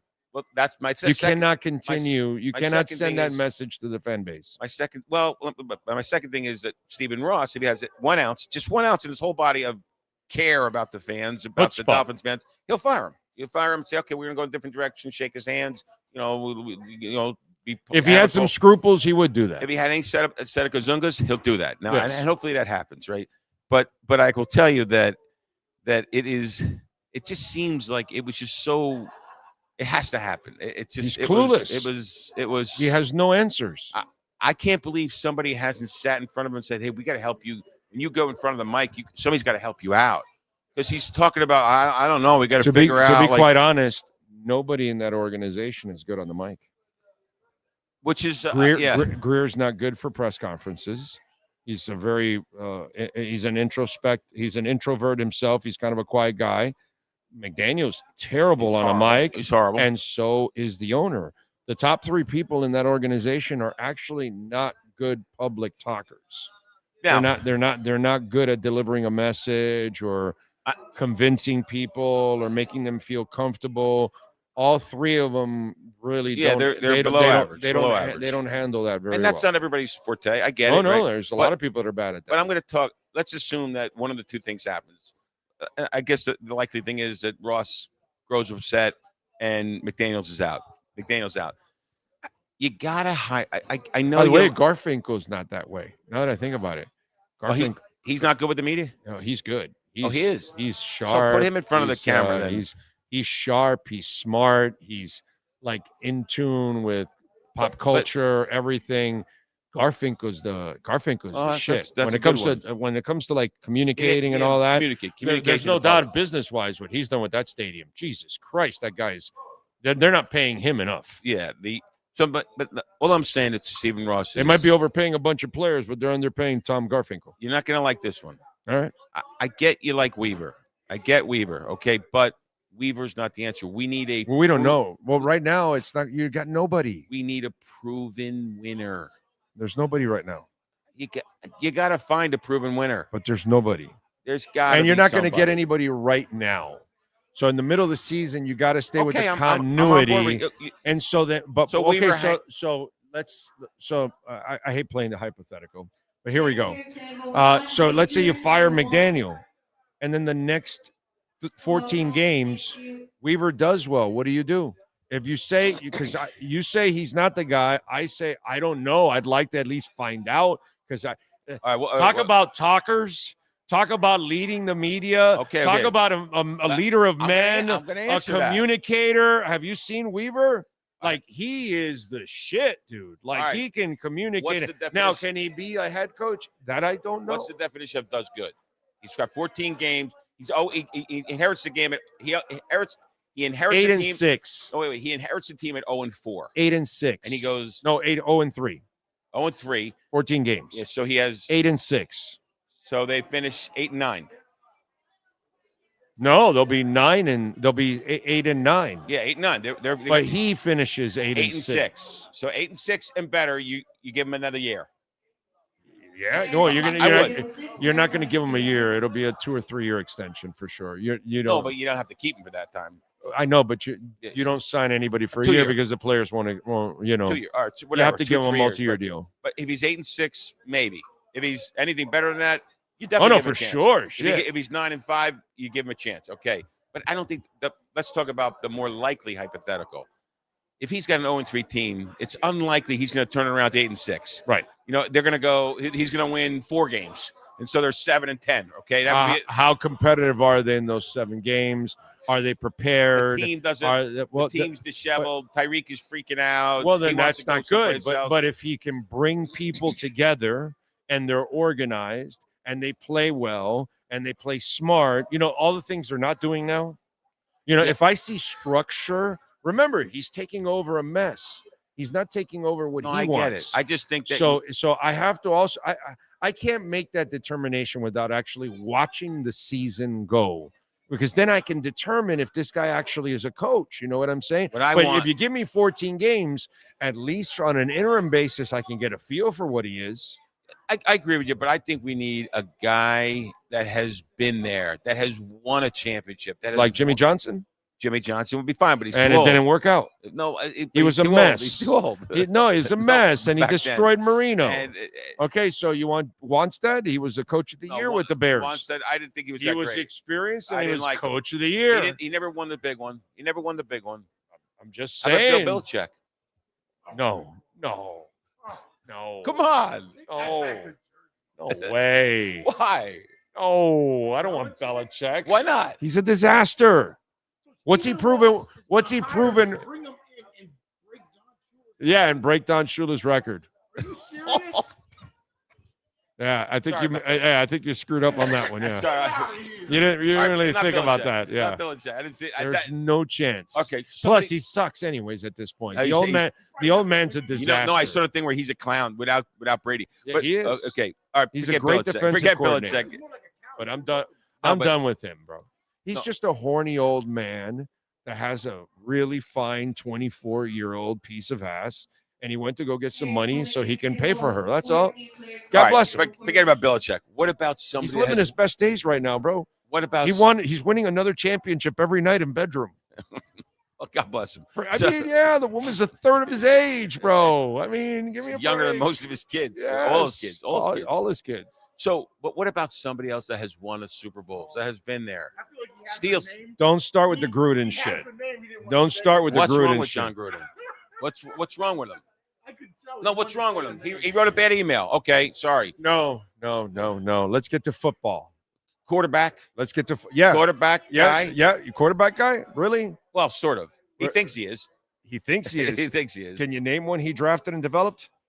He is a quarterback guy, right? Well, I hear that from everybody. No. You don't hear from everybody. You hear from him. I hear from no. Plenty of people go, he's a quarterback guy, and then I turn it around. I'm going, and he was a bad quarterback himself.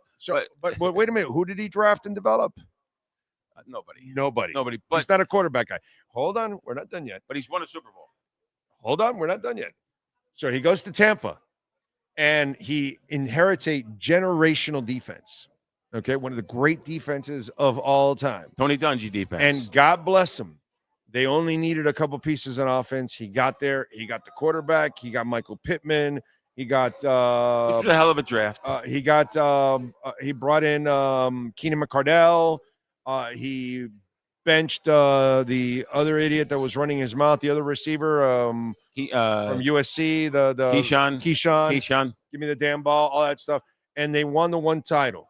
And then after that, if you watch the team, it progressively got worse and worse and worse. And he didn't really take advantage of that window with that. And God bless him. He got lightning in a bottle for that one moment, but he never And he didn't do anything with the Raiders either. I get it. But no. I mean, at least he got to an AFC championship game with the Raiders, so I give him credit for that. Oh, he did. But, I forgot. Yeah, he did. Yeah, he did. And the Who was his quarterback? And the quarterback won an MVP, by the way. What's it called? It's a Hostetler. Jeff Hostetler. Jeff Hostetler. won it with. Was it Jeff Hostetler? No, it was Rich Cannon. Rich Cannon. Delaware, University of Delaware. Rich Cannon Gannon went there and got an MVP. Who was an average quarterback? Was an average quarterback in KC and Minnesota throughout his career. And he had a good year. He had a gun. Yeah, and it was athletic. So they figured, obviously Rice and all that had a great offense and all that kind of stuff. So he did well there overall, but didn't win it. And then in Tampa, it just got worse and worse and worse. I know some of the personnel people, he would actually call his general manager and personnel people at 2 or 4 in the morning. I need a guard. I need a tight end. You know, he'd like wake him up in the middle of the night and all that. So he's a wacko. Okay. He's a complete wacko, and he's really overrated as a coach. But he did win the Super Bowl. Yeah, he did. With a generational defense. He won it.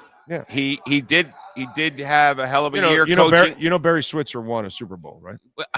He also had a decent year with Gannon, right? That's yeah. You can't take that away. He's better. I'm not saying he's the guy, but at least he's a proven winner. He's better than he's going to want personnel control. He's terrible better than a personnel. 4-10 Weaver or McDaniel or anybody else. Well, I don't know. Some unproven guy that we need to give 3-4 years to. I don't want an unproven guy. I think that's we've tried everything, dude. We've tried the proven guy, the Hall of Famer, the unproven guy, the hot coordinator, the hot defensive coordinator. We've tried them all. It's all failed. Hot college coach. Yeah, hot college coach. We brought Saban here. We brought Parcells here. Was a failure. We brought Jimmy, Parcells, and Saban, and they all failed.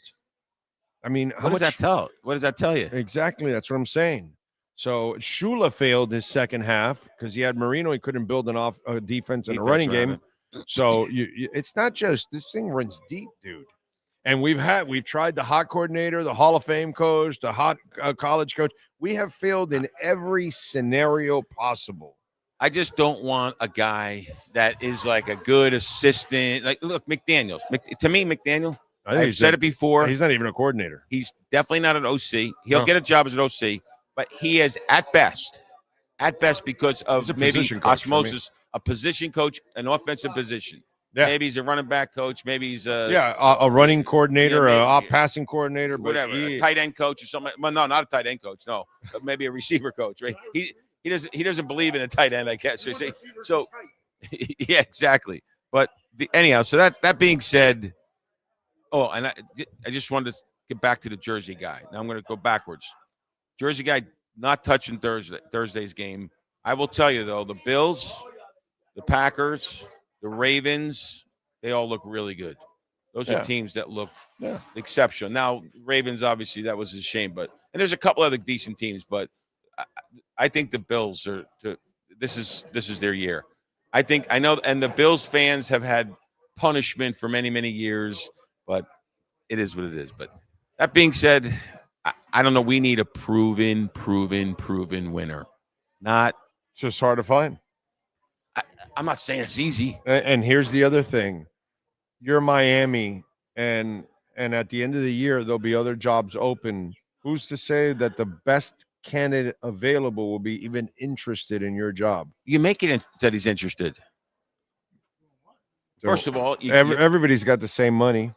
If you don't have what they want, whatever it is, picks, talent, power, control, and then that's the other thing. You got to give up control. And then do you end up giving control to the wrong? Like look at Mike Tomlin or Kelly from Pittsburgh. Look at Mike Tomlin. Now that I've gotten the whole story, I don't want anything to do with Mike Tomlin anymore.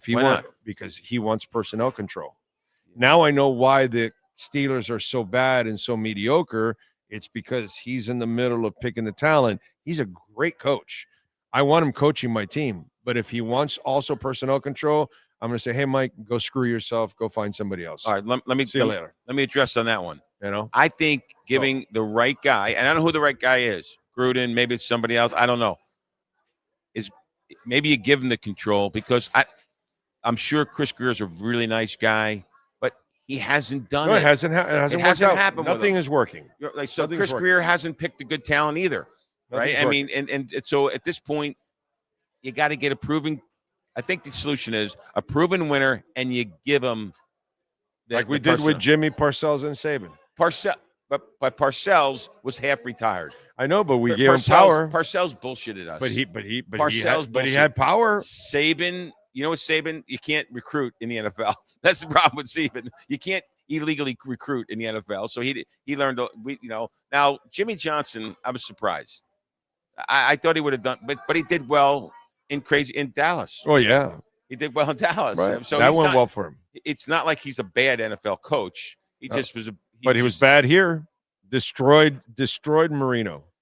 Destroyed him. Took away the audibles. Traded away the talent. That's the history. That's history. That's like what we do now to Tua. Tua has no audibles. He's a mess. That's so stupid. Okay, so I've got to wait for the dunce to get into play, not on time. That's what I loved about, like, give him the offense and he can huddle and he's playing. He knows exactly what to call. He's a super smart kid. He probably knows. He probably knows what to run better than the head. Happening. He can see. Like we used he to can see do. a weak side. Like what we grew up with.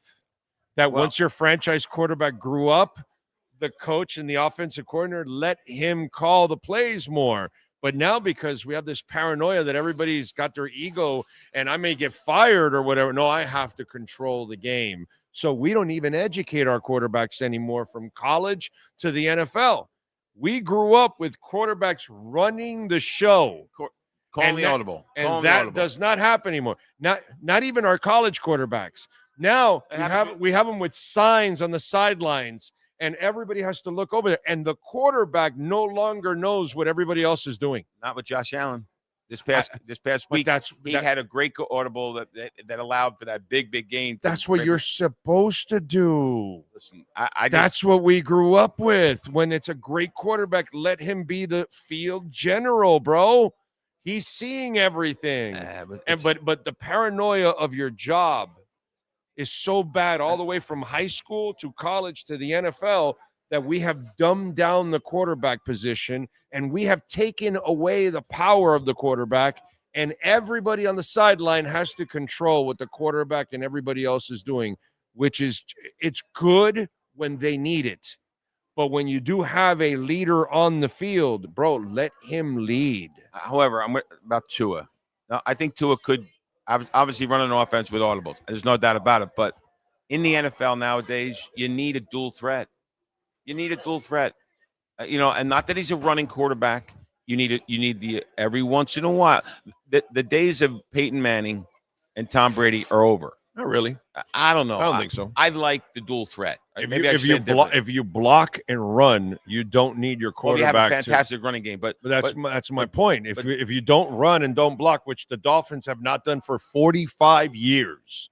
Yeah, but for 45 years under Marino, they didn't block and run, and they still don't block and run to this day. So, but my point of it, my definition of a dual threat is Patrick Mahomes. I get it. Josh Allen, Lamar to a lesser degree. He's lesser degree. How many yards did Josh Allen run for that comeback?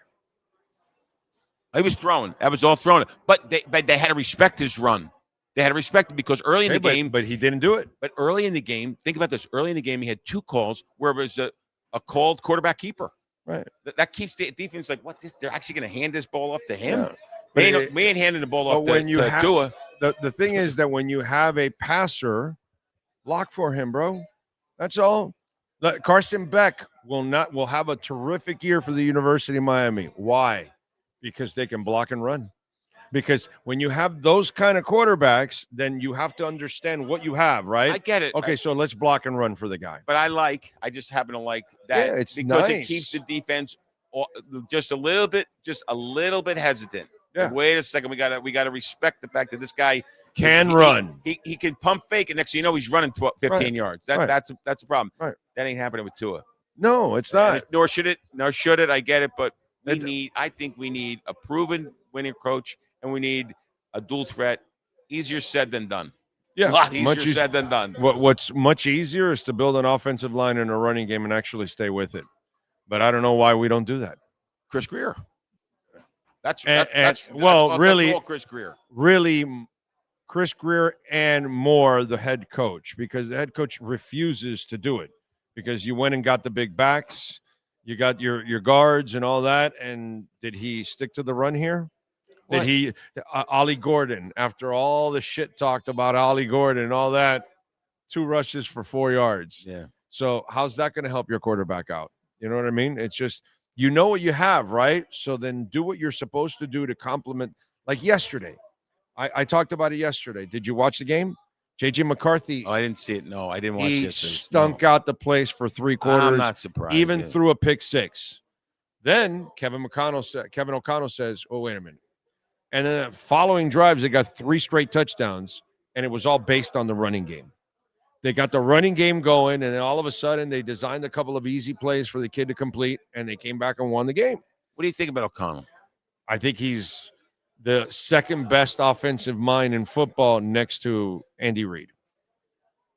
So what? Because I've watched him, no matter what quarterback he has, they at least play whatever the best that they have. Unbelievable. Under that guy every single time.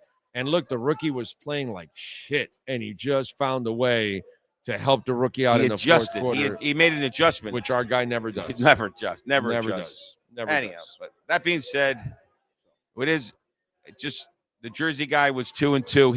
He's claiming 2-2. Oh, he gave us the UM game. He's claiming that that's a. He's right. It's not an NFL game, but but we asked for it. He gave it to us. I tell you, I had Notre Dame. I picked Notre Dame. I told you that, right? I told you that John Gruden's not good, and I told you Notre Dame was not good. Well, so wait, we don't know about no. We already told proved you Notre Bitcoin Dame is good. So there you go. You're right on 3. Bitcoin. You're right on Notre Dame and UM. But I don't know, Gruden or somebody like that. Who else is out there? Right on Ethereum too, by the way, for you. Oh, Ethereum. So I think Ethereum may be better than Bitcoin. Well, yeah, because in short term you're going to be flipping it. Short term. Yeah, that's an investment. Not long term. No, I'm not going long term. One goes up. I'm not one goes up perpetually. The other one will not. And you just got to know when to get out. Right. The other one you won't have to get out for a long, long time. But you know what I mean? Or you may not have to get out and just leave it there because it's store value, I'm giving myself a homework assignment. I got to find somebody besides John Gruden that's a proven winner. What about stealing somebody from another team? A coach. Mike McCarthy. Wow, yeah. Nah, I don't know about that. He's won. He won. He did win. Yeah, but he got soiled by Dallas. Jerry Jones can do that to everybody. Parcells didn't win in Dallas either. Because anybody could ruin Dallas. Can ruin anybody. Yeah. Jerry's. You're not winning with Jerry. Jerry, not Dallas. Jerry. Yeah, Jerry's the problem there in Dallas. I got a lot of documentaries to watch here. Yeah, the Wrecking Crew. Yeah, so McCarthy, maybe a proven winner. You think McCarthy? I'm not saying. I think he's better than Gruden. I think he's better than McDaniel. Oh yeah, but I think he's better than. Come Weaver on, man, but that's a really low bar. No, but he's better than Weaver if Weaver goes 3 or 4 wins. I like Weaver the person. I like him as a leader. I got to see him. I'd love to see him get a shot, just for the hell of it, man. Well, that's different than he's going to be a good coach. I don't know that yet, but I know he's a good defensive. You want him to have They a were shot. a top 10 scoring defense last year with no pass rush. That's a good coach. That's a good coach. And you know what? This shitty secondary, as the year goes on, that defense will get better. He'll figure it out and all that. I know that, but I'd like to see him as a head coach because he just looks like a leader of men. He just does. He looks like he can communicate and get the respect in the locker room, which I don't believe McDaniel has at all. Oh, Joe Gibbs. Let's bring him back. Yeah, he's about 112. He's still better. Yeah, he's winning NASCAR. Come on, he's like about 80 years old. Dude, he came back and went to the playoffs with the other asshole owner. It's Schneider. He actually still made the playoffs with the asshole owner. Why don't we just bring in Marv Levy? He's 100. He's literally 100. He didn't win it. Oh, he did it 4 times. 4 times. That's true. That's true. Yeah, right. 4 times. But Joe Gibbs just knows winning. So I'll take 100-year-old Joe Gibbs over Mike McDaniel every day of the week and twice on Sundays. What does that tell you? It tells you that Joe Gibbs is one of the greatest coaches of all time. No, it tells you that Mike McDaniel needs to go away. Like, dude, as I've said, it's blasphemous in this town. The greatest accomplishment ever by a head coach is not 17-0. What is it? It's Joe Gibbs. 3 Super Bowls with 3 non-Hall of Fame quarterbacks. Yeah, he made the quarterback interchangeable in his system. Well, he had a run game. Where all running game, defense, he won on the offensive. He got it. He won on the offensive and defensive lines and had a running game. Yeah. And that's why they won with 3 non-Hall of Fame quarterbacks. You know what it is to make the quarterback interchangeable? So who was it? It was Doug Williams. Right. Mark Ripien. Right. Who's the third? Come on. Jeez. Heisman. Joe Theismann. Joe Theismann. You know Theismann's from New Jersey. Did I tell you that? No. He's from New Jersey. Yeah, he's from South River. Wow. Yeah. Maroon and white is the school color. Rob Cow says, intrigued by Joe Brady. What do you think, he knows his passing. He would definitely help Tua out. Yes, that would be fantastic. I like that. That's a very good suggestion, Rob. I like that. That's a very intelligent and forward thinking suggestion. I like that. And Brady's proven. And Brady's won. He's proven. He's proven in different systems. I like that. I like that. He's not Rob, really. That's a really good one, bro. He's a good suggestion, but I'm really good. Good. He's not. No, it's a great suggestion. It's a very good. I actually like that suggestion a lot by Rob. That's a phenomenal suggestion. That's what the conversation needs to be now. This is what Stephen Ross needs to be tuning in to this podcast right now and saying, "Hey, I got a chance of changing this because it's not going to work. Everybody knows it. Right. To not make a move would almost be like idiotic or irresponsible. Like we know a move has to be made for sure. I mean, the capri pants, please. Real men don't wear capri pants, please. It just. I'm just tired of the guy. He's just anyhow just a cancer overall. Yeah. Hey, what's the next giveaway? Well, we got all kinds of giveaways, and now but I'm talking about the big giveaway because you just gave a Corvette away. The Corvette was amazing. The Corvette was, and she took it. She took the red Corvette. How could you not take it? You got to take it. We've got a bunch of them. We got a bunch of them, but I'm trying to find a new car that's really cool for December or November. Dude, I mean really cool. What do you think is really cool? Not because it's my sponsor, but Acura the ZDX. Have you seen that car? But it's not. You're not. Have you seen that thing when it lights up when they turn it on and the I got to look at it. Oh man, it is badass. What about a Porsche? Oh yeah, of course. Come on. Yeah, I'm talking just strict Miami cool. Yeah, but Miami cool. It's not a car that I would drive a Porsche. Not for nothing. Whoever wins in this place is not taking the Porsche. Why not? Because that's a lot of money to maintain. Well, they took the Corvette. That's not as much. You don't think so? Oh, Porsches are a pain in the ass to maintain. A tune-up alone, they got to take out the goddamn engine and all that. Oh no, dude. My buddy had a Porsche back 30 years ago. He had a Porsche Boxer, and back then when oil changes were $19.99, it was like $200. Yeah. All right, so no Porsche. Yeah. The Vet is expensive. The Vet is not cheap, but it's not Porsche. I mean, I need cool. Yeah, I need cool, like where you're like, less than 100,000. I mean, you can buy any car for, for 150,000. You can buy a Lamborghini or something like that, but 200,000. But I'm talking like a cool car that the muscle cars, the Dodge. We did the Charger. Right. We did that. She took that. I remember a woman took that, or it was a badass car. Yeah, that was one of the first cars that got taken. Sometimes I go for but I'm laying it out there for next week, and I will call you for Friday with the Jersey guy picks, so you can blast out the picks. And I could tell you, I thought he had the win with Bengals. I thought that. I think the Bengals. What did the Bengals do? They couldn't score points. Yeah, it was a really ugly against game. Cleveland. It's a divisional game, dude. Yeah, you gotta watch out with divisional games. No matter what division it is. Yeah, yeah. Cincinnati doesn't have a great. Their defense is terrible. Yeah, well, I mean, and they can run, so they can kind of offset it a little bit. Now, I thought Denver would cover, but it was, it was an 8-point cover, but its spread was 8.5. That hurt. But one guy says the coach we need is Jim Harbaugh. Chargers got him. QB we needed was Herbert, and we let Chargers have him. I'm not a Herbert guy. He hasn't proven anything Jim Harbaugh would in be a hell of a pick. They tried. Here? They tried to get Jim Harbaugh. No, that was okay, but he screwed it up. He tried. It's like this guy, like bag on head, dude. I appreciate the super chat, but you're wrong, dude. They tried to get Jim Harbaugh in the middle of the night. They went to knock on his door in California, and they had Tony Sparano in place, and they got exposed for that. And so that's where you ruined your opportunity to get Jim Harbaugh after that.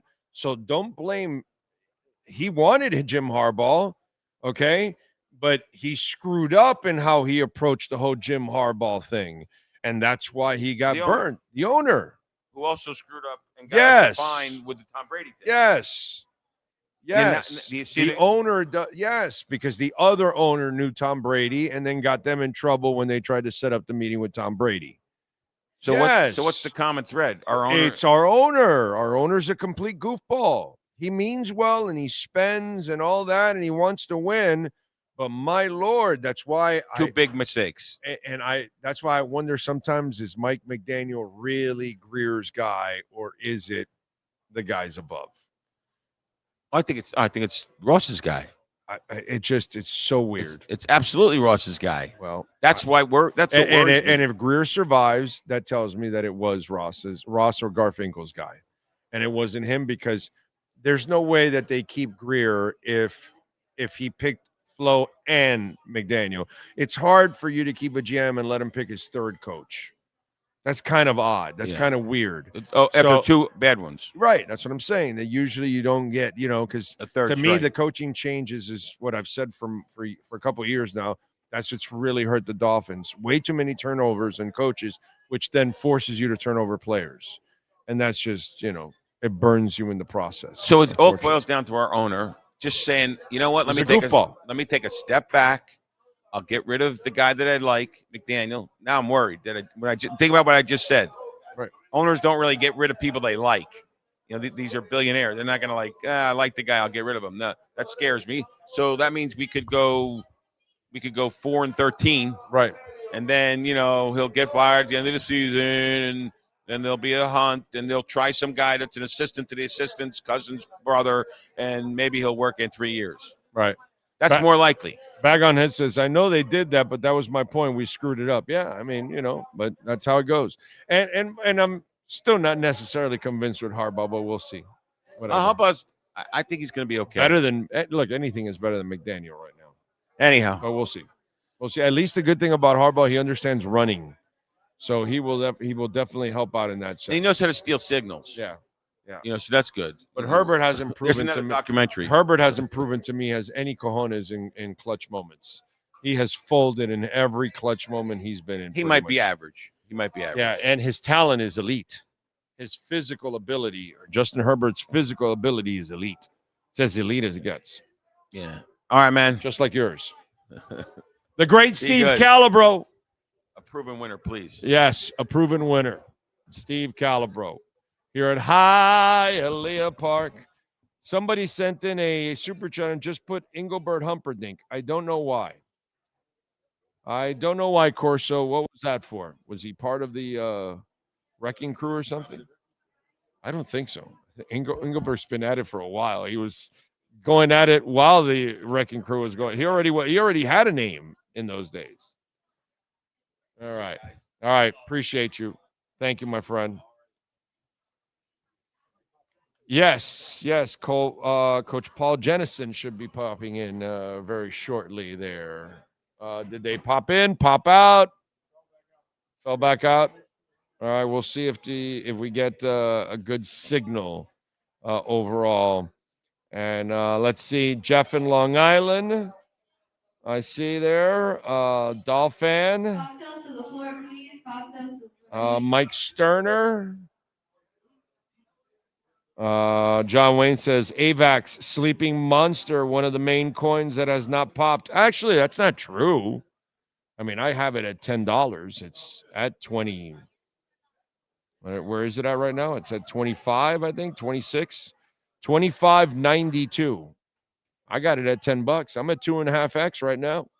I'm sitting right now on Avalanche at 2.5x because my average is at $10. And it's at 26, 25.92. It's actually up 2.2% today. So we have popped. Now, maybe you just got it recently, so maybe you're only in the $20, $21 area, 19 or something, so you're not in the same kind of big profits yet. But some of us got it a little earlier. Yes. Jalen Carter fined $57,220 for spitting on Dak Prescott. And the one-game suspension is considered the game he just served the suspension. Week. He will be eligible to play Sunday versus the Chiefs. Week. They should suspend him for like 5 games for that. Spitting on somebody. That's disgusting, dude. That's just gross. Gross. Corso. He's laughing his ass off. He's just smoking and jamming, he says. That's what he says. Okay. I like it. I like it. I like it. I like it. I like it. I like it. I like it. By the way, Fort Lauderdale United, you can check out their store in Davie if you want to buy any of their kits or shirts, hats, all kinds of stuff at 7601 Southwest 39th Street in Davie. You can buy online also at Fort Lauderdale United FC shop.com. If you want to get tickets, go to ftlutd.com and you can call them at 954-241-0618. This week, they have the Dallas Trinity FC visiting them at Beyond Bankcard Field. And I think we are ready. And goalkeeper coach Paul Jennison is kind enough to join us on the program. Preview a little bit of Fort Lauderdale and Dallas Trinity FC.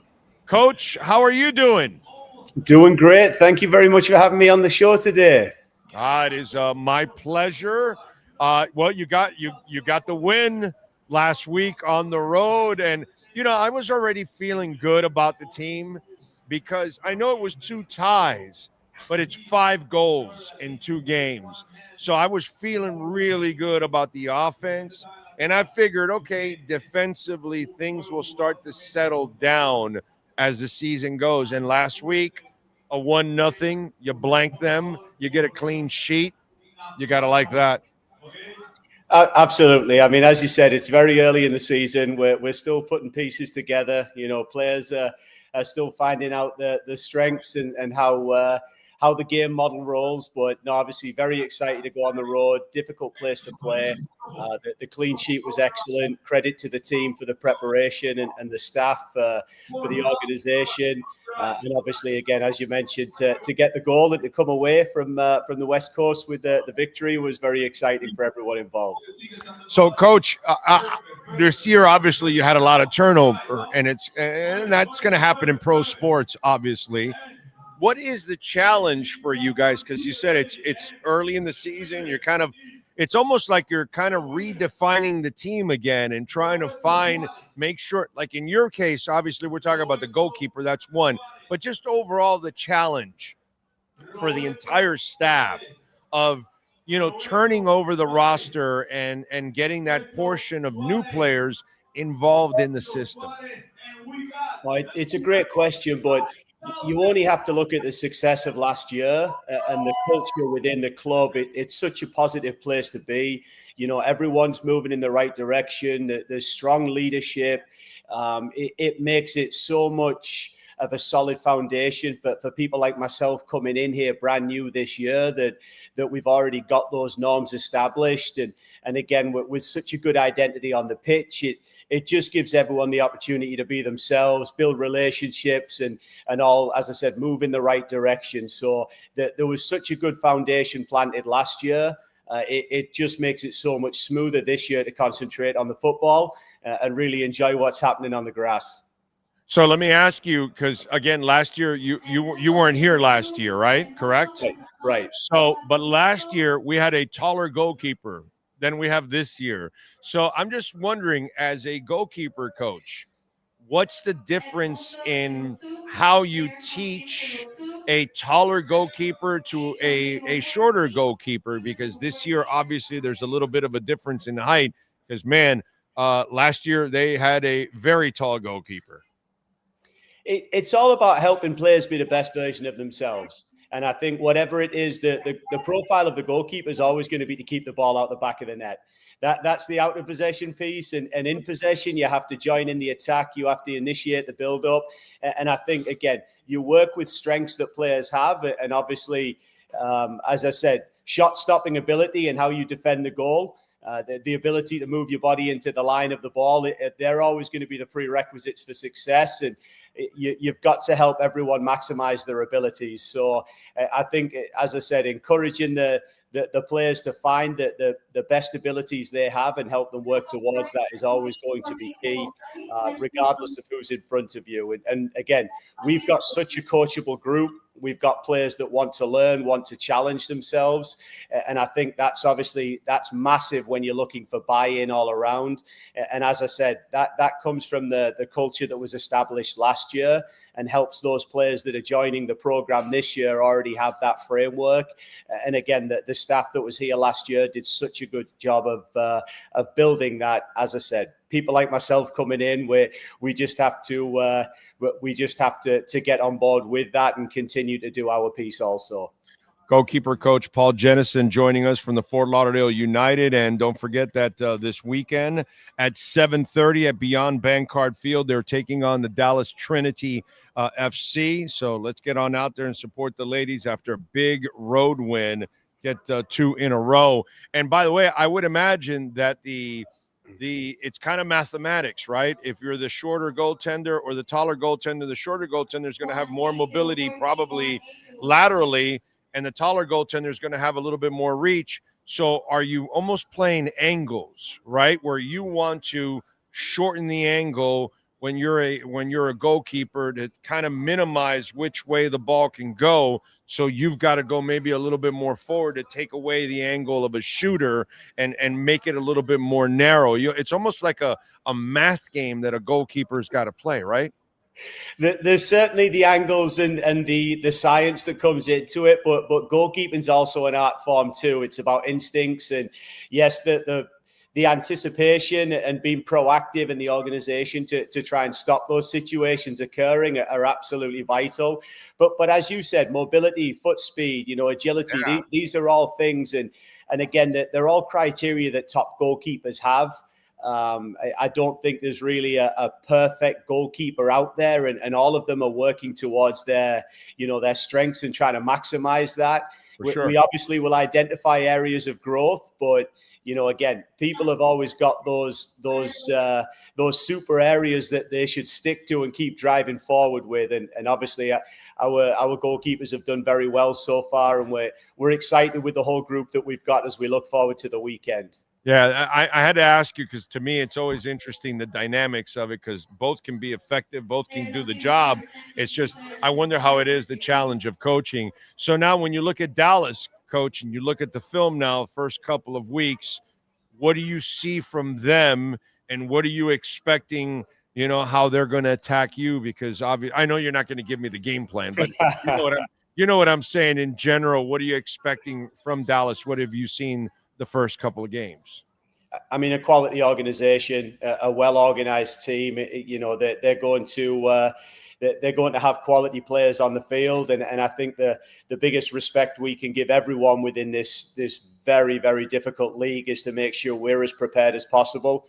Our players know their roles and responsibilities, and we also have to focus on how we're going to be able to influence the game as much as them. But no doubt they're going to be quality opposition. It's going to be a great test for us early in the season to see where we're at.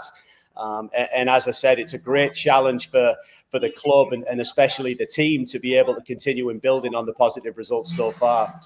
I got to say, Coach, what's pretty exciting is watching the growth of women's sports. That's actually pretty good, because I've been doing sports talk now for 35 years, and, it wasn't very friendly early on, but it's nice to see how it's becoming more mainstream now, which is actually really, really cool. Absolutely. It's such an important space, and one that we're right at the front of here. It's such an honor to be involved in a club that's making such massive strides in a league that is making national headlines, but for such good and positive reasons here. It's excellent that these players have another opportunity to continue to challenge themselves and play in the professional setting. And again, it's also the community involvement that goes with that. It's just something that we is a win-win for Fort Lauderdale. It puts women's soccer on the map, as you mentioned, but at the same time, it gives us a chance to kind of bring the community into this experience, and whether it be families and everyone else. So you're absolutely right. It's such a great space that continues to grow, and it's such an honor to be involved in it at this moment. All right. So, what do you do to make it loose and fun? Because obviously, it's a lot of work to get prepared throughout the week for any athlete in any sport, and you got to travel and all that kind of crazy stuff that you got to deal with. Obviously, you got a home game this week. What do you do to kind of keep things loose for a coach? Just wondering. Me personally? Yeah. What do you do to keep the players loose? And what is there anything that you do? Any kind of game, any kind of exercise? What do you do? Because get a little insight on how you prepare your players also mentally for these kind of challenges. Well, as I mentioned, we've got an incredible coaching staff that's got some good knowledge on everything involved. But just encourage people to be themselves. I think sometimes we can get caught up in the the X's and O's of the game, but ultimately it's about players executing that and being able to deliver at the right time, and relationship building, continuing with positive cultures. These are all things that help people have investment and buy-in, and being able to do that and let have learning environments where, yes, there's the focus on winning, but at the same time, being the best version of yourself is absolutely key. So trying to encourage that within the group. And, as you mentioned, we had an excellent road trip, which was great to have 3 or 4 days to put that in practice. And, we look forward to continuing to build on that as the season moves forward. Yeah, I think what you're talking about, Coach, is instincts. That you want to coach players to, follow the game plan and the structure of all of it, but at the same time, don't allow your gut or your instincts to, fade away. If there's something there that you see, take advantage of it. Use your instincts, use your gut, because sometimes that's what the great players add, right? The talent adds to the coaching and complements the coaching. And I think that's what you're talking about. That freedom of being yourself is use your instincts, because sometimes, you as a coach, you can't fill that void in the middle of a game. Only a player can feel that and act on it in the middle of a game. I couldn't have said it any better. That's a fantastic breakdown. It's the creativity within structure. You give the framework and solutions of how they can solve problems on the field. But as you mentioned, ultimately, once the whistle goes at the beginning of the game, it's certainly up to the players. And obviously, you hope that with the preparation and planning and some good instincts, anticipation, and a little bit of magic, you're going to get the positive results at the end. So, Coach Jennison, what gave you the bug to be a coach? What was it? Do you remember that watershed moment? I don't really think there was one magical moment, but at the same time, I was so fortunate to have coaches around me my entire career that challenged me in a good way to be the best version of myself. I was very, very lucky in all aspects of the world where I've played, and especially over here, I've been given some unbelievable opportunities to, again, study educationally over here. And because of these things, it was just a natural progression to stay in the game. I've always wanted that opportunity to give back myself, to pass the elevator down, so to speak. And it just certainly helps when you've had such a good experience through your own upbringing. And hopefully that shaped some of my coaching philosophy as I've gone through. But I'd obviously I'd be remiss if I didn't say I've been incredibly fortunate with my connections throughout the game. The people I've been able to network with and ending up in places like Fort Lauderdale, it's an absolute dream come true. So being authentic, being true to yourself, but at the same time, being around good people is absolutely massive within the game. By the way, Dallas Trinity this Saturday at Beyond Bankcard Field at 7:30. If you want tickets, call them 954-241-0618. You can go buy tickets at ftlutd.com. And you can also buy a kit, anything you want, a hat, all kinds of stuff at Fort Lauderdale United FC shop.com. Coach, when you look at this matchup, tell me what's going to be the key for the team on Saturday night if they're going to come out with their second straight victory. We've got an incredibly talented group of players. We've got a really good culture. We've got a very good coaching staff, and we've got a brilliant organization. If we can keep tapping into the materials that we've got here, keep respecting others by executing our game plan, but most importantly, start on the front foot, bring our energy, I think we're going to have a great season, and we're really excited for everything that we've got ahead of us this year. By the way, Coach, I've been covering local soccer, whether it's the Fusion, Miami FC, Inter Miami, whatever, and worked with a lot of them, and obviously working now with Fort Lauderdale United. So I've been a big fan of soccer. But those that don't follow our sport, you know what I laugh at? When they tell me, oh, it's not a physical sport. I wish they would actually go out to a Fort Lauderdale United game and go watch the ladies play. I hate to say it this way, but they're ruthless. I mean, it's so physical. There are no pads on, by the way. I just want you guys to know this. And for the bumps, bruises, and aches and pains that soccer players go through, I don't think people understand. And I've watched the ladies' game, okay? And that's not a place for the weak. Just want you to know. It's not a place for the weak.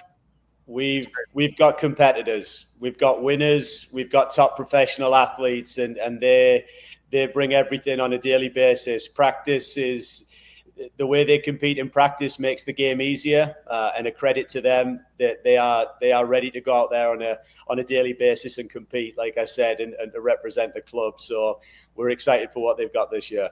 You feel a little hunger from last year, like unfinished business, because, man, first year they got to the finals. And so they're like sitting there going, well, wait a minute, we got to finish the job now. So I would imagine there's a little bit of like a sour taste, you know, great accomplishment, but at the same time, like, damn, we were that close. You feel that in the building? I think there's definitely a respect for what happened last year, and there's certainly a very positive acknowledgement. But as you know, within professional sports, the most important thing is what you're doing right now. And I think that's the mentality that I've been really impressed with here, is that every day is the best day to win. And we just continue to prep and make sure that we win the practice to win the game. And again, acknowledge and respect and praise the successes that have gone on and that will arrive. But today's the most important day in terms of us getting better and repeating what happened. Goalkeeper coach Paul Jennison for the Fort Lauderdale United. They take on Dallas Trinity Saturday at 7:30 at Beyond Bankcard Field in Davie. Coach, thank you for taking the time, and good luck on Saturday night. Look forward to a victory, my friend. Thank you. Thank you for having me out today, and appreciate all the community for your support. It's very appreciated by everyone involved with the club. It's definitely my pleasure, my brother. I do anything and everything for local soccer here in South Florida. Thank you, Coach. I appreciate you. Thank you. Appreciate it, mate. You got it. There you go. Paul Jennison. And again, Fort Lauderdale United, man, support our local teams, and they're playing their asses off. And they got to the finals last year. Okay? That's pretty damn good. They got to the finals, and they're 1-0-2 right now. So they got a win and 2 draws. And they've been scoring goals. So let's hope they get it done. Yes, sir. Probably was going to be expected, but offensive lineman James Daniels on the IR. Oh, wow. Doesn't appear to be season ending, but he is on the IR. Sucks. What are you going to do? Let's see. Cash App or Venmo at Cash Big O Show. That is Cash Big O Show. Cash App or Venmo.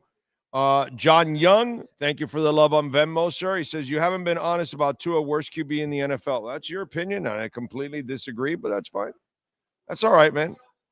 That's all good. We completely disagree on that. Denardo Joseph, thank you for the love on Cash App.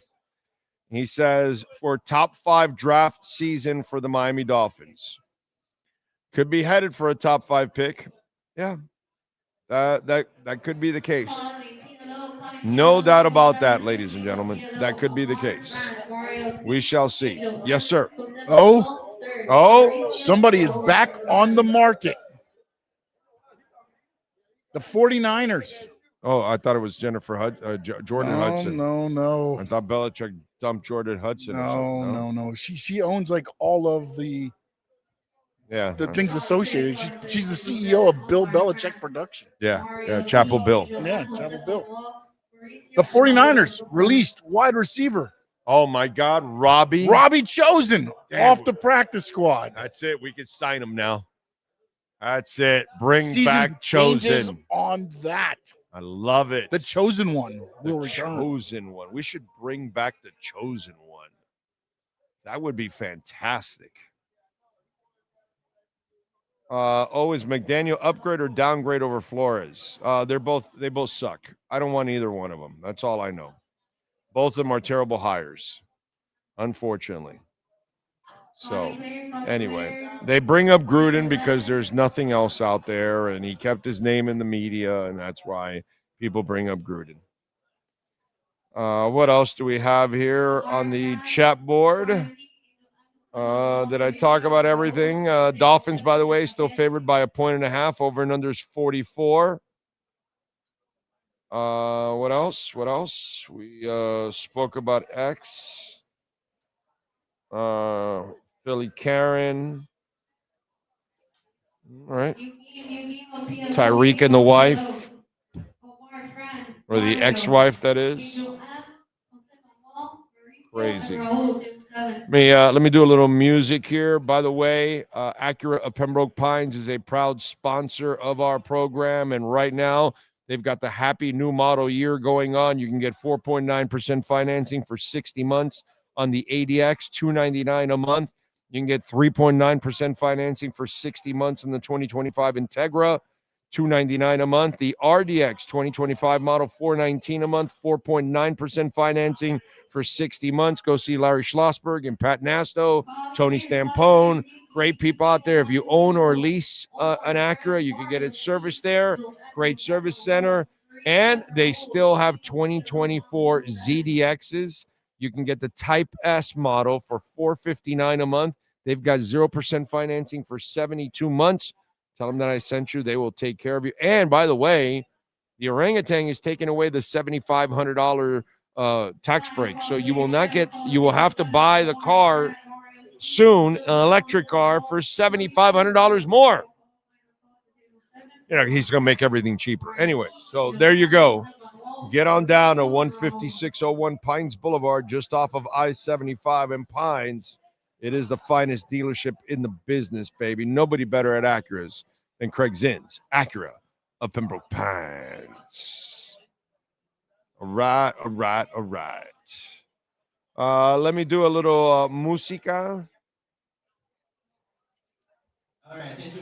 Let's get to musicians celebrating a birthday today.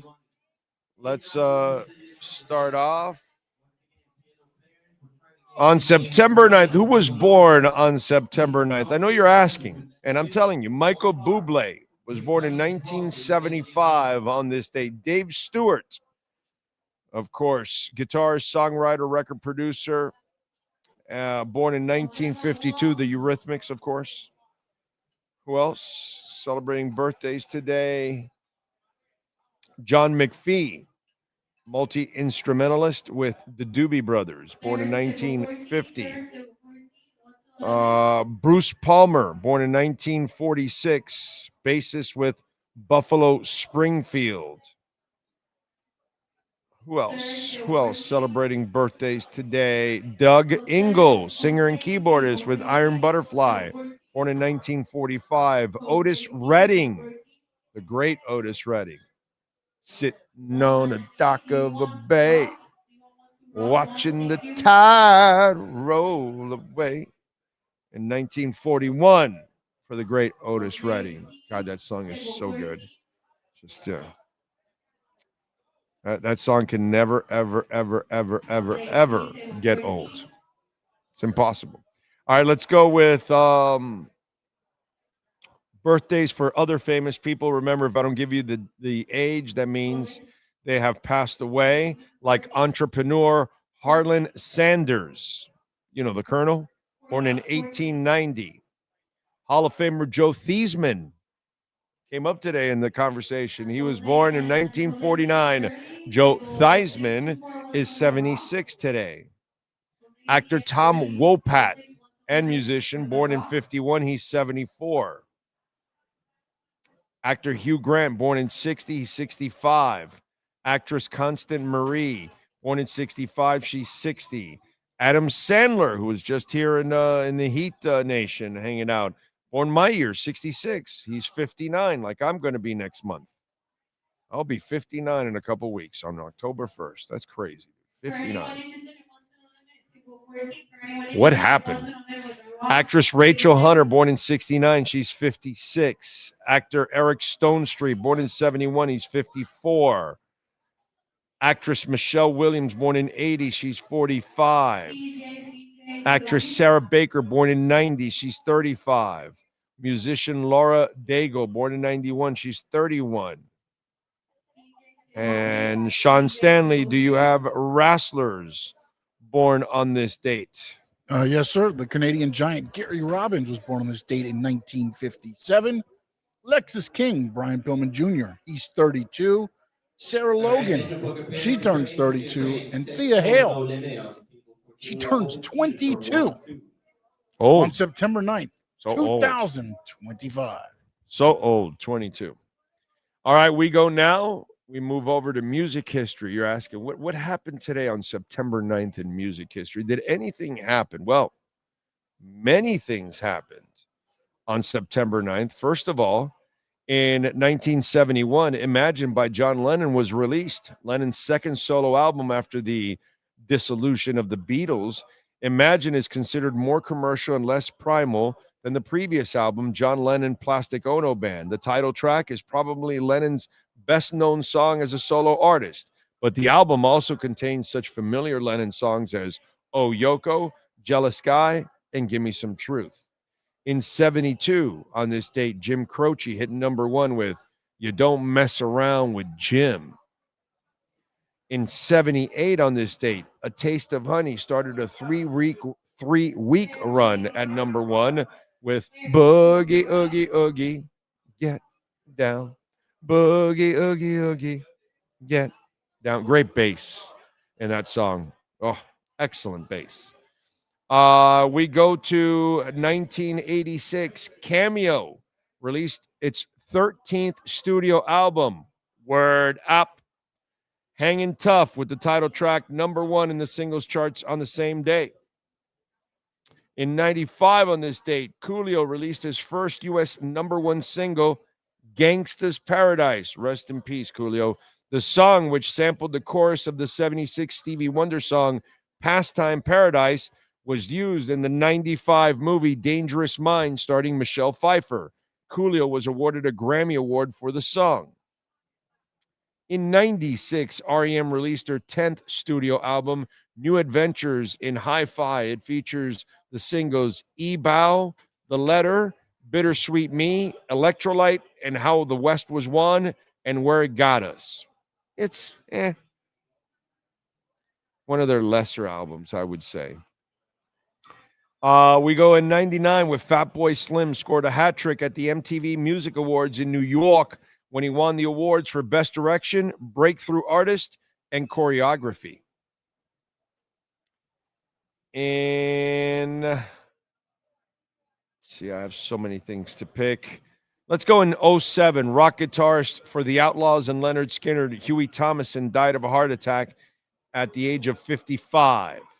In 2011, Ed Sheeran released his debut studio album. It featured the singles The A-Team, You Need Me, I Don't Need You, Lego House, Drunk, Small Bump, and Give Me Love. In 2014, U2's Songs of Innocence showed up on every iTunes subscriber's personal device on its release date, pissing off a lot of people, except me, of course, because I love U2.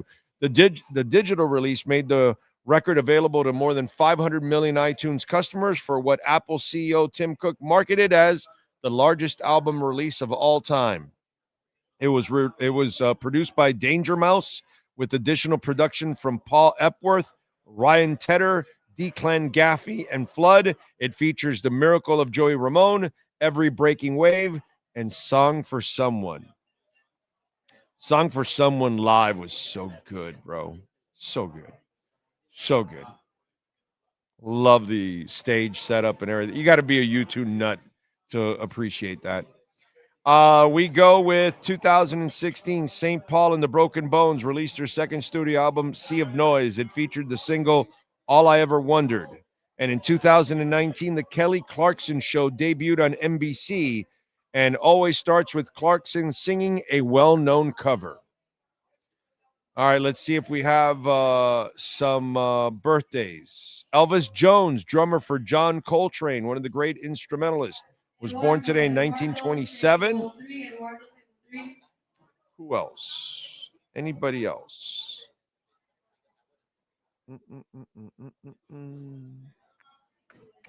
DJ Afrojack is 38 today. And that is it for music history. There you go.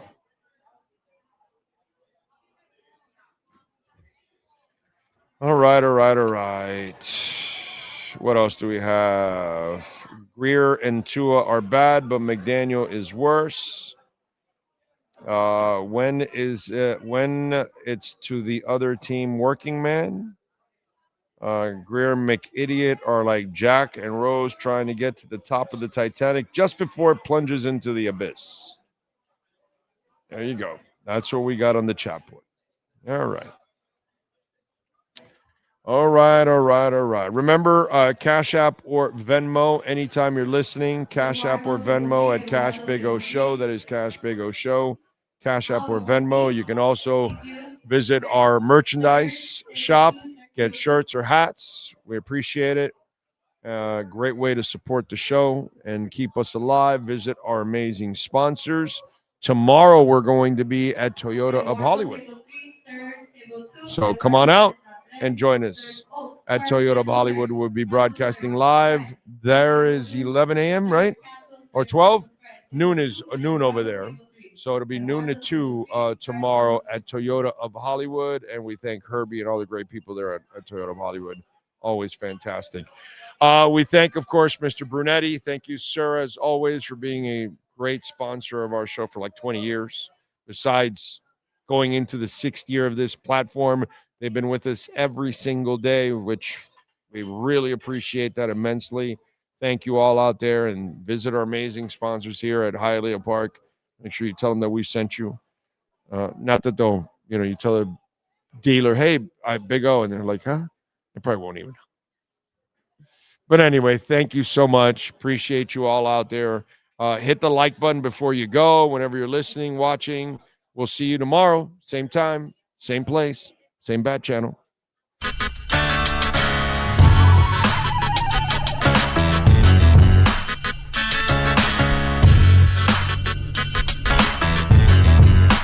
This is the Big O Show. This is the Big O Show.